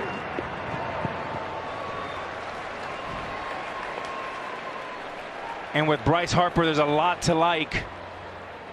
You'll see him yesterday in the 3-2 breaking ball home run. You'll see him great eye concentration. You see his number means he's square, and that takes you to front shoulder in there, front hip, knee, everything lined up beautifully. Takes you to head down, foot down, and then the perfect swing and the explosion. Another long and deep home run by Mr. Harper. Jay Bruce now with 2 gone. There's so much to like with a guy like Bryce Harper, and what we saw there was the Canaric chain. Everything goes off one, and by creating the foot on time, by relaxing a little bit, you see the ball better, you breathe better. And Bryce Harper, if he played another couple of months, this would be a 40 or 50 home run season. I think that next year will be the best year of his career. I know that when I came to New York in 2004, the pressure of playing in a big market with all the pressure, he gets a passing grade, maybe a B+. I think next year it'll be an A+ for Bryce Harper. 0-2 to Bruce.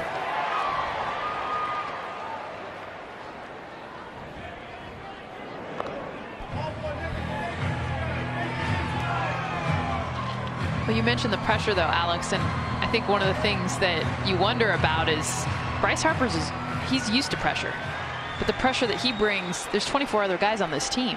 I mean, I feel like that's a huge point, that it's not just the expectation of Harper, but also the teammates that are around him.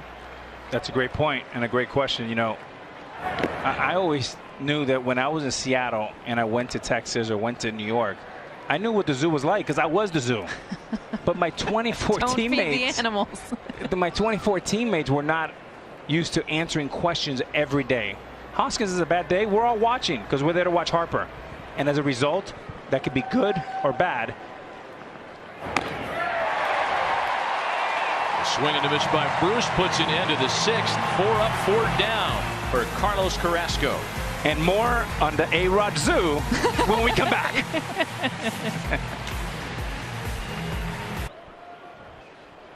Four to 1 Indians as we go to the bottom half of the 6th inning. Franmil Reyes leads things off, followed by Greg Allen and Roberto Perez.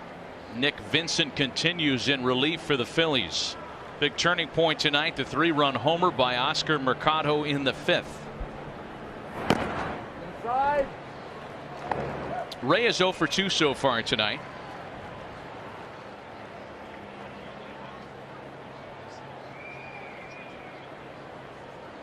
Putting together quite an eclectic group on this year's roster.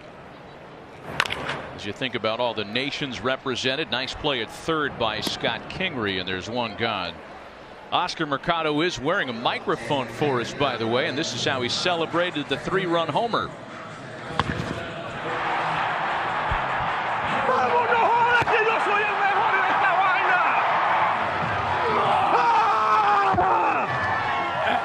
I mean, that is great. I'm going to do my best job of translating here. He said, way to go. Let's go. I'm the best in this business.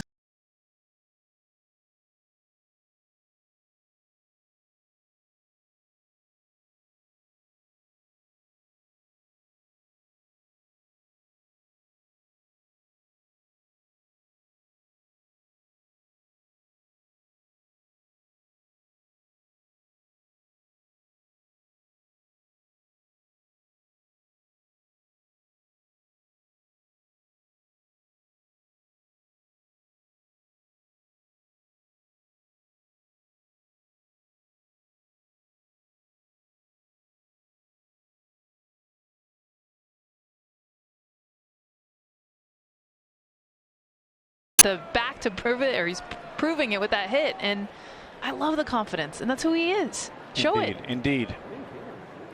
2 quick outs now for Roberto Perez. Now, Matty, what you mentioned earlier, I thought was a great point on Jose Ramirez. They have a pretty good record without Jose.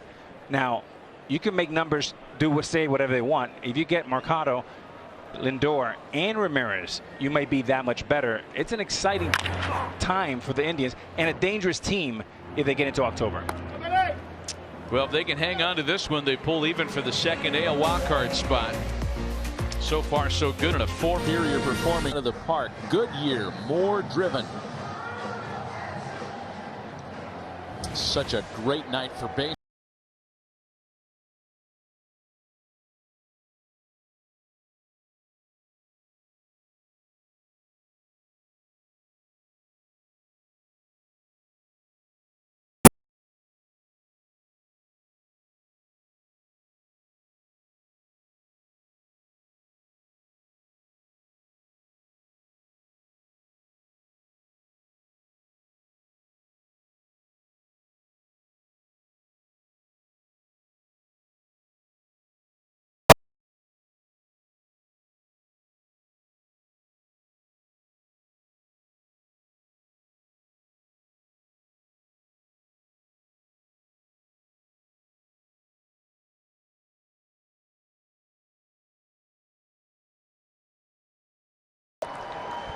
I'm doing some writing on Wednesdays I'm doing some writings on Wednesday with Matt. Going to that Nipsey Russell extension at NYU. The bouncer to third, and there's one gone as Segura's retired.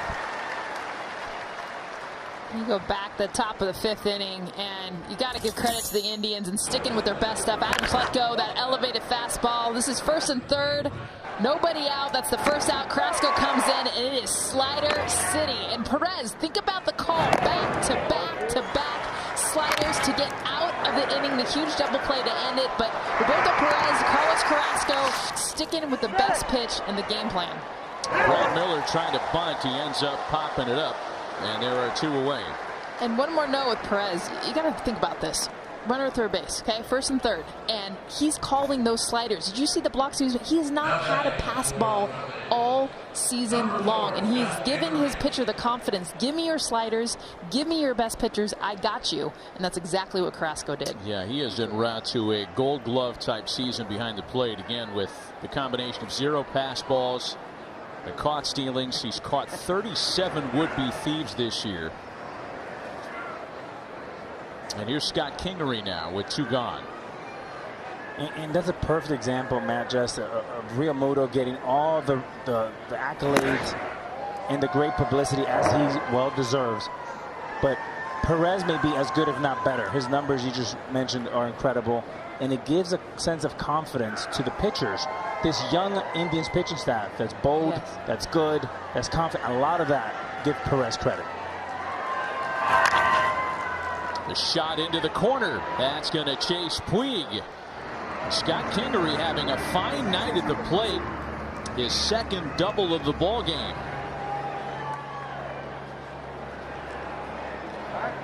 And a nice job here taking this fastball in.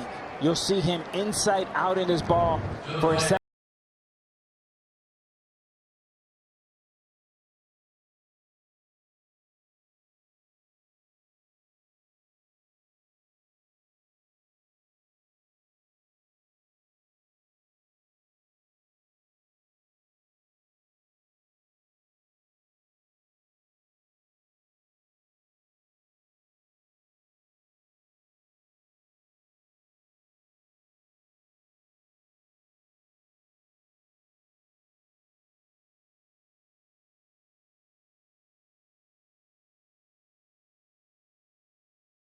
Position for Hazley. Coming back by deficits of 3 or more runs late in the ball game is not what you'd really call a calling card for any major league team. But in the case of the Phillies, these type of games have been exceedingly difficult. They're 3-47 this year when trailing by 3 or more in the 7th inning or later. And quite frankly, they're just running out of time. Not just tonight, but this year. A 5.5 game wild card deficit with a week and a half left to play. What was that number again? 3 and what? 3 and 47. So what that does, Matty, for an offensive player, it puts a lot of pressure on you. But it even puts more pressure on the Phillies starting rotation. Because just how you have the data, they have the data as well. And they know that if they fall behind, the numbers are against them. Ball and 2 strikes to Hazley. Well, it's going to be a really interesting season to evaluate in Philadelphia, regardless as to where they finish. I think for Terry Francona, it's a different story with a postseason opportunity a little more apparent.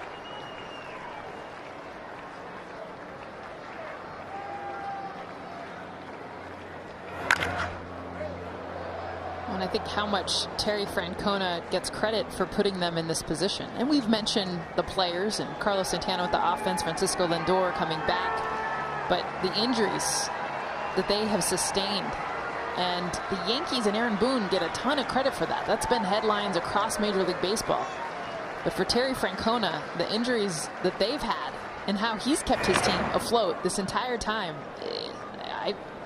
I give him as much credit as I would give Aaron Boone with the Yankees.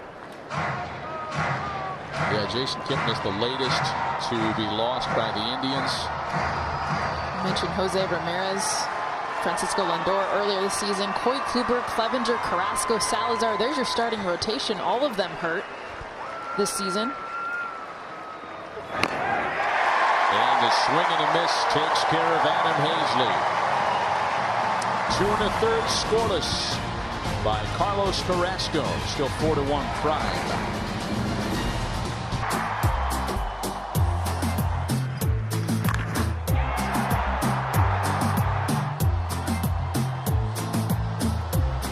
Well, 2 biggest moments of this game: the ground ball that Carlos Carrasco rolled, it turned into an inning-ending double play in the 5th, and then the 3-run homer struck by rookie Oscar Mercado in the bottom of that very inning. 4-1 Indians on our game track tonight.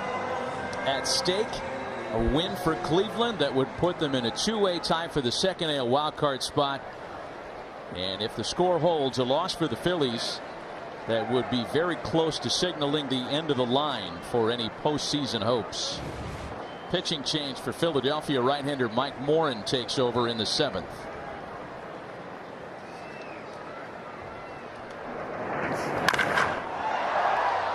First offering to Ryan Flaherty, sent well out to center field, and that one's off the wall. Ryan Flaherty with an inning-opening double in the 7th.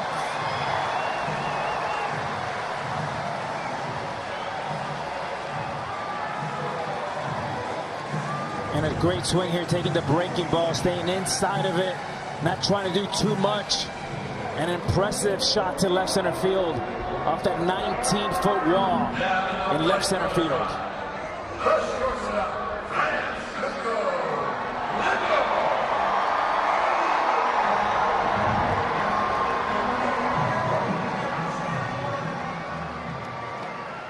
So the Indians are set up for some insurance now with the leadoff hitter in scoring position for the top of the order. Here's Lindor, who's 0 for 3 tonight.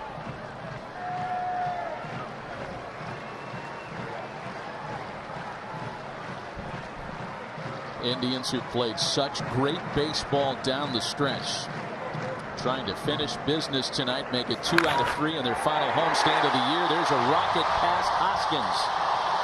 Harper has a bobble in right. That allows Flaherty to score easily, and to second goes Lindor.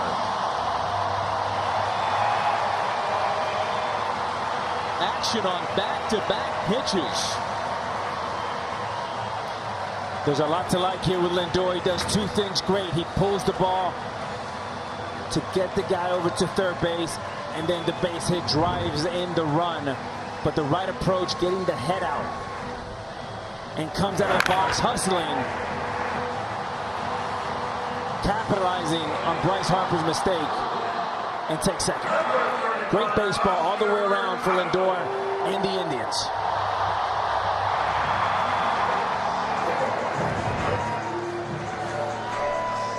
A 5-1 Cleveland lead. Still nobody out. Runner in scoring position for Mercado. The best in the business, folks. Oscar Mercado, after his home run. The rookie, 24 years old. This is a spot he wants to be in.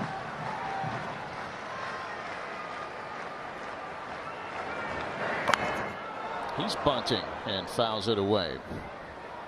Let's take it back to the 5th for our Corona premier moment. His second homer of the series, one that broke the 1-1 tie. This is after 2 missed sliders. He was down 0-2. Gets a fastball up in the zone, stays flat with that ball, hits it out. He's mic'd up for us tonight. Got a glimpse in the emotion and the confidence of Oscar Mercado.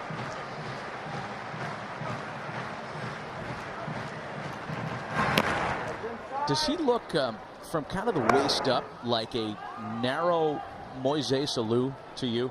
Ooh, that's an interesting one. Facial comp. Facial, yeah. I'd say, yeah, neck up. Okay, neck up. Trying to add a little torso to my comp. Ball and a strike to cancel Mercado. Well, remember what a big spring he had, and there were a lot of people around here in April that were saying, man, we got this guy Mercado. He tore it up in spring.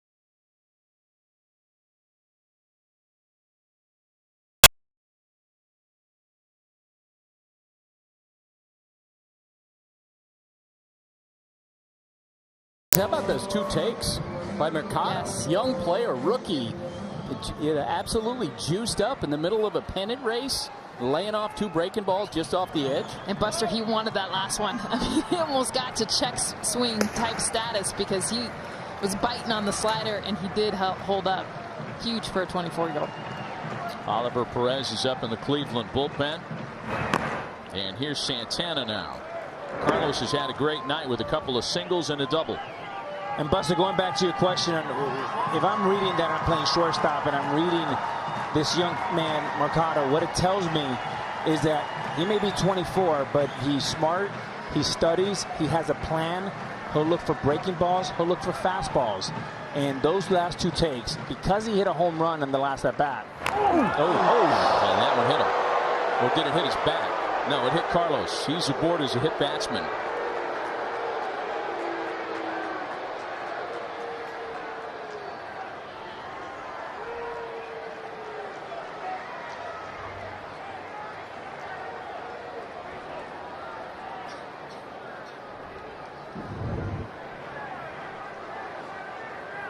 And that's just a ball he pulled.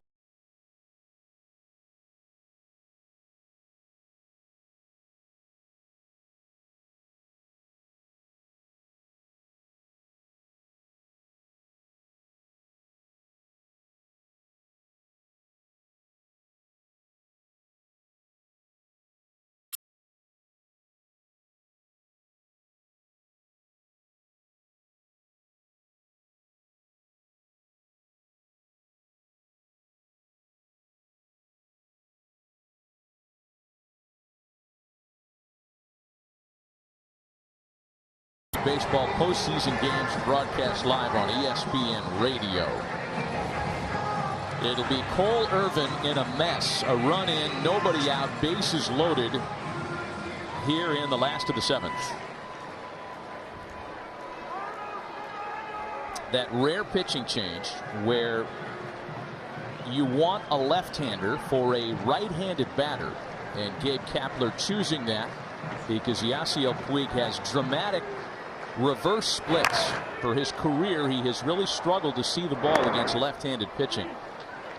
A lot of lefties will crowd him in with the fastball, go away with either a changeup, down in with a slider, which is Cole Irvin's bread and butter. His go-tos are that changeup away to righties and the slider to that back foot of Puig.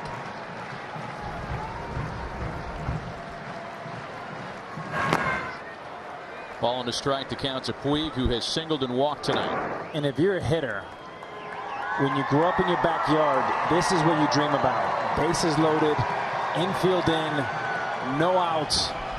As a hitter, so many ways to win. You have to be careful not to try to do too much and hit a 5-run homer with the bases loaded.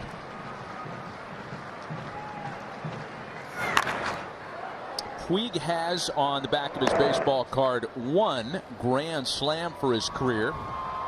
It came in 2013. His 3rd career homer came with the bases loaded. But it's been over a month since his last home run of any kind.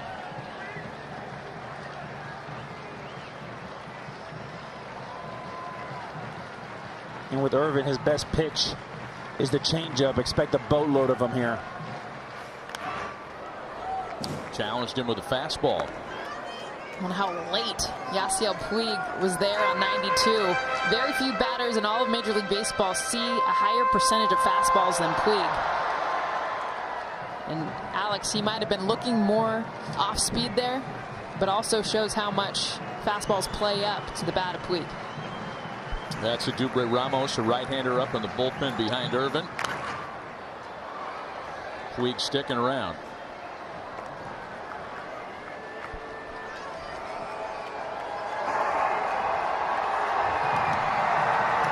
Perez been up for a while. He's ready to go in the Cleveland bullpen.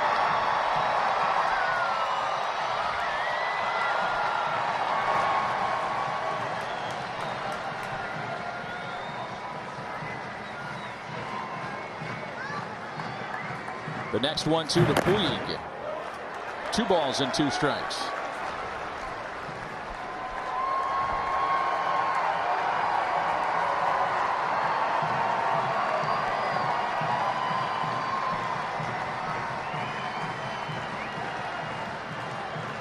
Left-handed hitting Mike Freeman next, and then Franmil Reyes, all with nobody out. Puig with a shot out to the right center field gap. That could clear the bases. Lindor easily. Mercado right behind him. They're waving Santana. The throw is dragged at the plate.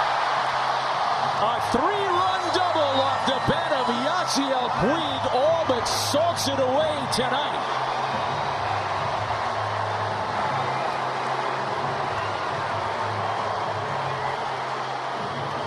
And a back-breaking double. Fastball, another one. 1 too many. 3 great swings back to back to back. On the 3rd one, he connects, not trying to do too much. Perfect swing by Puig.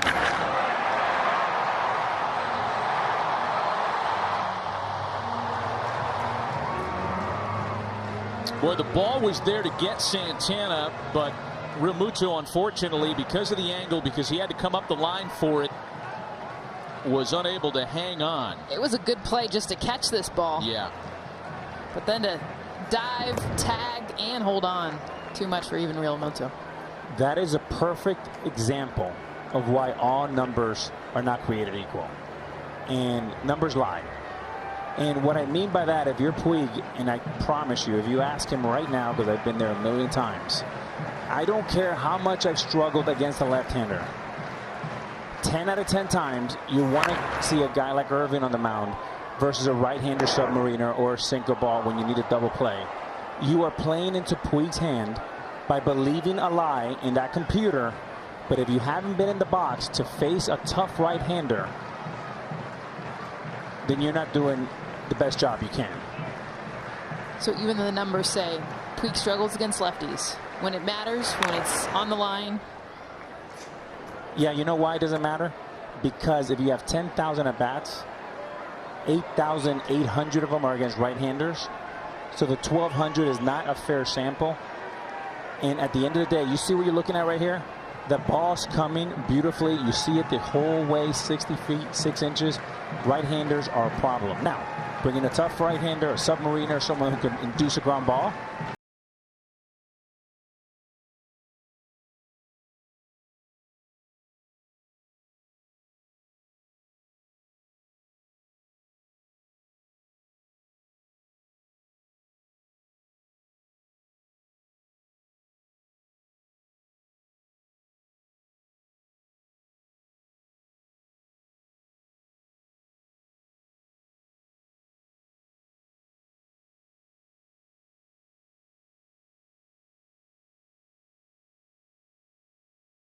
Yeah. He's telling all of us that he's seeing the ball great, that he feels confident. Forget the numbers. Trust your eyes.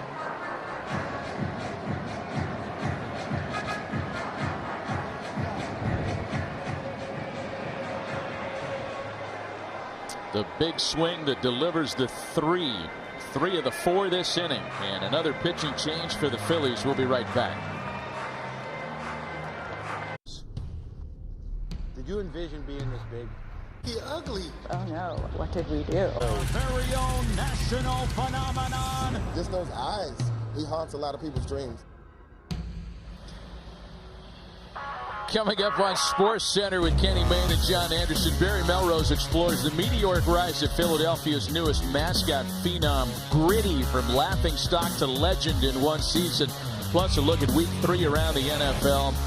And is this the Cubs' last stand after being swept at home in a 4-game series by the Cardinals for the first time in 100 years? So if you line up Gritty versus the Fanatic, the younger man or thing on the left has the win in height. He's also got the playoff beard, and he's also got quite a Twitter following, we're told, at only a year old. That blows it up right there. Of course, you're going Twitter versus Instagram. Does that even count? All of it from the brilliant mind. Same guy. Oh my goodness, Fran Morales just launched one the other way, and that one's gone.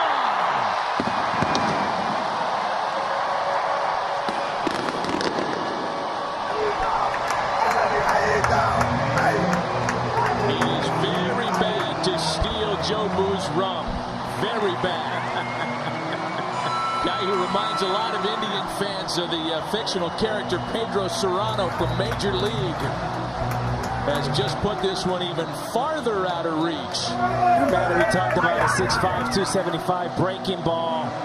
Stays inside of it, almost falls over. But all the big guy has to do is lay that wood on it. And a beautiful stroke by the big man. There's the breaking ball, you see it. The quarter spin, not the real good one, the dime. A get me over curveball. Went way over. And Alex, that's doing your homework. Coming in, you see, okay, Ramos coming out of the bullpen. He throws more sliders than fastballs. He throws more sliders than almost most pitchers coming out of any pen. So what'd he do? He sat on that pitch. Drove it out. And Jess, I think that's what Charlie Manuel is brought to this clubhouse and this team. See it? The quarter spin, not the real.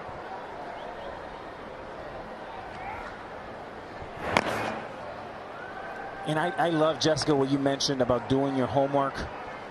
You know, that's going in and reviewing that stuff before the game. And now with iPads right before, to go up there, a young guy, first pitch breaking ball, be ready to hit it and deliver it to right field, impressive.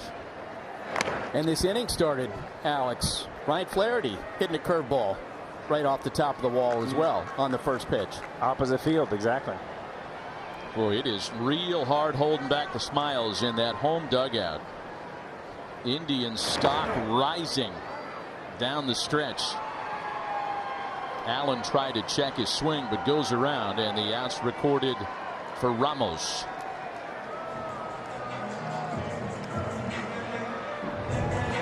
Taking this slider, coming in the low 80s, out in the high 90s.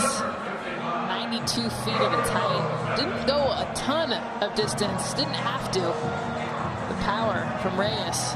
Oppo.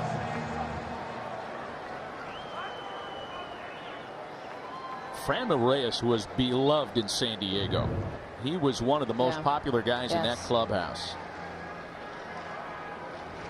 Took him a while, but I think he's going to probably have that same profile here in Cleveland if he hasn't already. So Roberto Perez is the 9th Indian to bat in the inning. 10-1 Cleveland. Tell me, Franmil Reyes doesn't remind you a little bit of David Ortiz with the big smile and the way that the other players react to him and being as big as he is? It's a good call. Great comp. How much fun he has. He has 11 home runs, guys, on breaking balls this year. He only had 5 last season. And that's just improving, getting better, understanding where guys are going to want to throw you and being more ready for it. Still a chance that the Indians could outscore the Browns tonight. I'm just saying. I'm just saying there's an opportunity for a cheap shot and I'll pass. Wow, write that down. Buster passing on a cheap shot? Come on. 9:18 Eastern Time, September 22nd, 2019.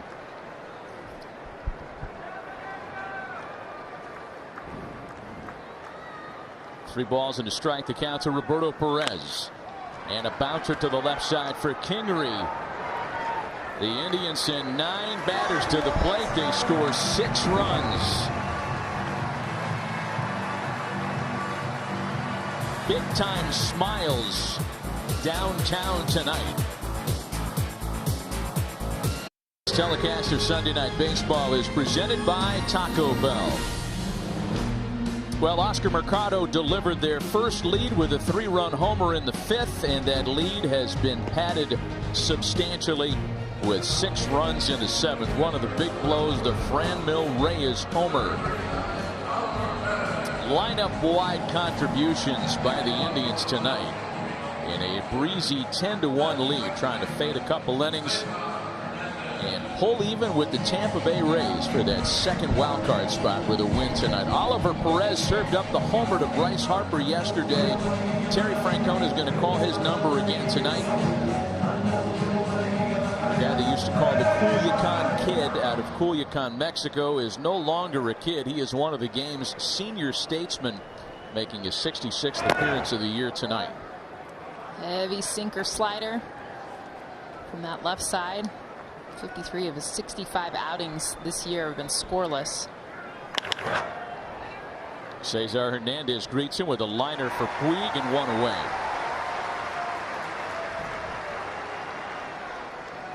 So as we mentioned a moment ago, a win for the Indians pulls them even with Tampa, who lost at home to the Red Sox today for the second AL wildcard spot. We also mentioned a loss for the Phillies today would be a tough one to overcome. The Brewers were winners today. The Nationals lost, but should the Phillies fail to come back, and they're trailing by 9, their deficit to Milwaukee would be 6 games with just over a week and a half left. How about the Brewers? How hot they have been the last few weeks. The most important without Christian Yelich. Yeah, the Brewers have been the hottest team in the National League.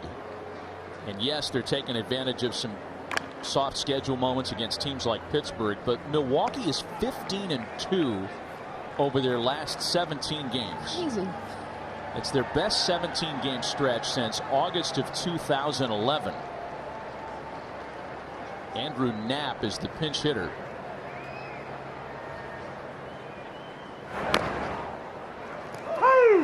You know, for the Indians, so much of what we've talked about regarding their success, how well they've played down the stretch the last number of years, how they slow played Mercado out of spring and saw him develop, how they've managed the pitching staff, it all traces back to Terry Francona, who in the minds of many is really the perfect managerial combination of in-game strategist, evaluator, teacher, father figure. He checks all the boxes. And Matty, he managed both franchises here, obviously with the Red Sox. Some terrible times for me. But, you know, I can tell you from personal experience, I played for Tito Francona. And he was bench coach in Texas. And one story, I remember that it was hot in August. We were down, we weren't playing very well. Ground ball to short, I'm running, I slide head first to first base. And everybody came to me and said, don't ever do that again. Coach, manager, Francona pulled me aside and he said, let's have a little private meeting. If you say this to anyone, I'll deny it. I actually loved it because it showed passion, it showed 24 guys. That's how you play. And that showed me a lot about Tito Francona. He's out with a hook in his pocket here. After Ali Perez gets a couple outs, they'll go back to the pen for the final out of the eighth. Pitching change will be in 2013, where he has remained one of the game's best ever since. This is his 18th season managing, his 7th already in Cleveland. And I am among those that believe there is a place in Cooperstown for Terry Francona when he finally decides on his terms to walk away. He's just executed another pitching change and pulled Nick Goody into the box score tonight. Goody's got a wipeout slider, will elevate the fastball. He's had only 8 earned runs in his last 30 games. Jose Perella's the pinch hitter, and on the first pitch, Goody gets him to pop it up and retire the side. Couple of Indians combined on a 1-2-3 top of the 8th. 10-1 Cleveland. Gets to the bottom of the gritty phenomenon in Philadelphia. You tell me which one is gritty and which one is our colleague John Shambi. His motivated lifestyle in Philadelphia. I got to tell you that his partner Chris Singleton put us up to that. As soon as Singy saw the video promotion of Gritty, Singy is going off started right pointing now. at Boog. Standing ovation from Chris Singleton. There's a long history in that group of inspiring mascots. Now Jeff Lee's involved too. A lot of people have claimed that Chewbacca of Star Wars fame was actually cast in the image of Rick Sutcliffe. Not that you're going for it. You're just going to take everyone out. Buster, jump in there. Cheap shots all over the place. That. ESPN radio crew. Yeah. I played against Siggy for 10 years. I never saw him that excited. Ground ball to third base, by the way, that retires Yu Chang. Boog's going to get back in. That's only how he works. He's pretty good at that. He'll end up winning. Chang retired, leading things off in the bottom of the 8th. The Indians took the lead in the 5th on the 3-run homer by Oscar Mercado, added to it with 6 in the 7th. So against Austin Davis, who comes in to start the inning, there is one gone for Francisco Lindor.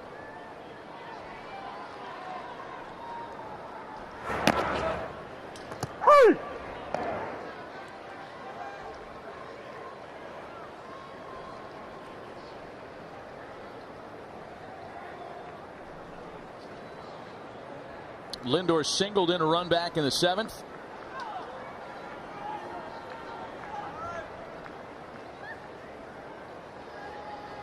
This was a night that Vince Velasquez looked untouchable to begin the ball game. That's punched off the fists to second, and there are 2 away. That'll bring up Oscar Mercado, who has been playing with a lot of energy tonight.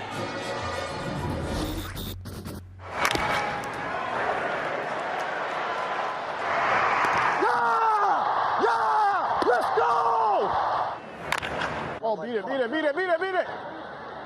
Yeah! Yeah!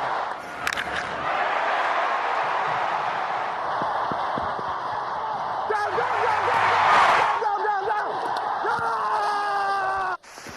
And you got to love the passion, and that did not need any translating. But what it is passion. The 2 tools that show up every day when you construct a Major League Baseball team is speed and defense, speed and passion. And this young man brings passion in abundance. A ball and a strike. He backs it with the way he plays. I mean, that's the thing. It's one thing to have passion and talk and say all the right things, and then you get out there and you're not running out balls, or you're not paying attention when a ball's hit in the outfield. For Oscar Mercado, he does it on defense. He does it with his speed. He's always going to hustle. And the emotion shows up everywhere, not just in the dugout.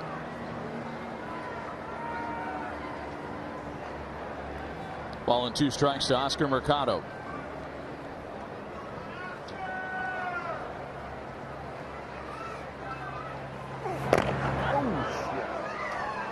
I think that got the home plate umpire. That got Dan Bellino in the knee. Oh, man.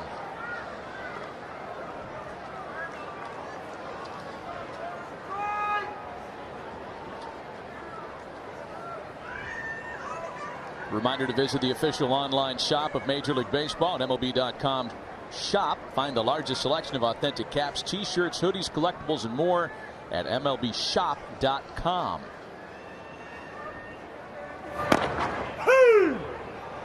And that'll do it to ring up the 8th. Last chance for the Phillies. We go to the 9th in a 10-1 Indians lead. Central by 3 games. Tomorrow's is at 9:30 Eastern, 6:30 Pacific. Download the app or go to ESPNplus.com so you can watch the game anywhere. Boy, there is a early celebratory feel in St. Louis, certainly after a 4-game sweep of the Cubs at Wrigley, the likes of which they have not pulled off in about 100 years. Logan Morrison leads things off for the Phillies. So after the weekend, right, St. Louis has really helped their chances. Cleveland has helped their chances. So the Phillies failed to come back tonight, and it's 10-1 in the 9th. That would mean a 6-game wild card deficit with 8 left to play. Mathematically, yes, still alive. Realistically, it's a different story. And there's a pop out to shallow left, 1 away. One last glance at those wild card standings in the American League. A win means the Indians have tied Tampa for the 2nd wild card spot. And again, the Phillies would drop to 6 back with 8 to play after tonight, should the score hold. And it almost feels like, and it's weird to do with a week and a half left, Buster, but it feels like this is kind of the end of the line for the 19 Phillies.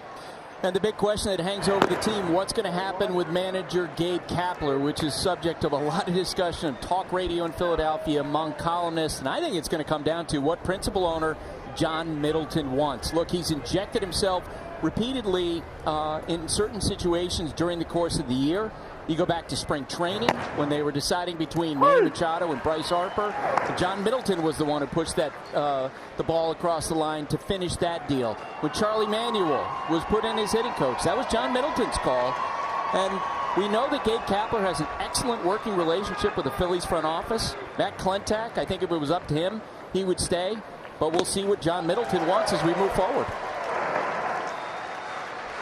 Counts a ball and 2 strikes to the pinch hitter. And I agree with that, Buster. I think, fans are on the fence. Front office loves them, as you mentioned. But this is a result-oriented business. And I think with the acquisition of the 13-year contract with Bryce Harper, with all that love comes a lot of pressure. And fortunately or unfortunately for Gabe Kapler, he's going to be graded in a much different scale than before Bryce Harper arrived. Two gone, back-to-back. Actually, 3 straight pinch hitters here in the 9th. Kind of lending to the finality of what we've watched tonight for the Phillies.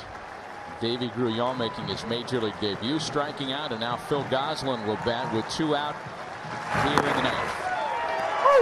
Also unfortunate a little bit for Gabe. With Tito Francona, when he came up, you see managers come out and manage in the minor leagues for 10 years. Go to, Caracas and Dominican Republic and winter ball. Now, these managers get here overnight. They need seasoning. Tito Francona has seen more baseball than Gabe Kapler have seen collectively, playing, coaching, and managing. Well, one manager who hopes to be moving on, and another who is just hanging on to a chip and a chair in terms of playoff chances this year. A breaking ball almost rung up Gosselin.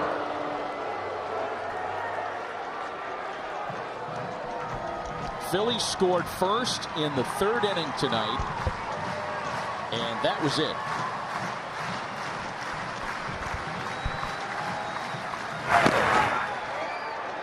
And there's still a chance, by the way, that the Indians could outscore the Browns tonight. What kind of number you get on that, Mitch and Paulie?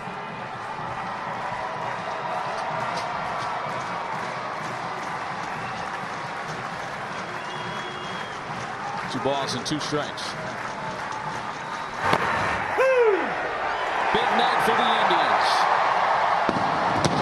A rocking chair 10-1 win. An improved chance at a wild card spot. They pulled even with Tampa for the 2nd wild card position in the American League with a week and a half left. Coming up next is Sports Center Tuesday, Indians and White Sox at 8 Eastern. For Alex Rodriguez, Jessica Mendoza, and Buster Olney, Matt Vasgersian saying so long from Cleveland. Thanks for being with us all year. We'll see you next for the AL wildcard game. Sports Center is next.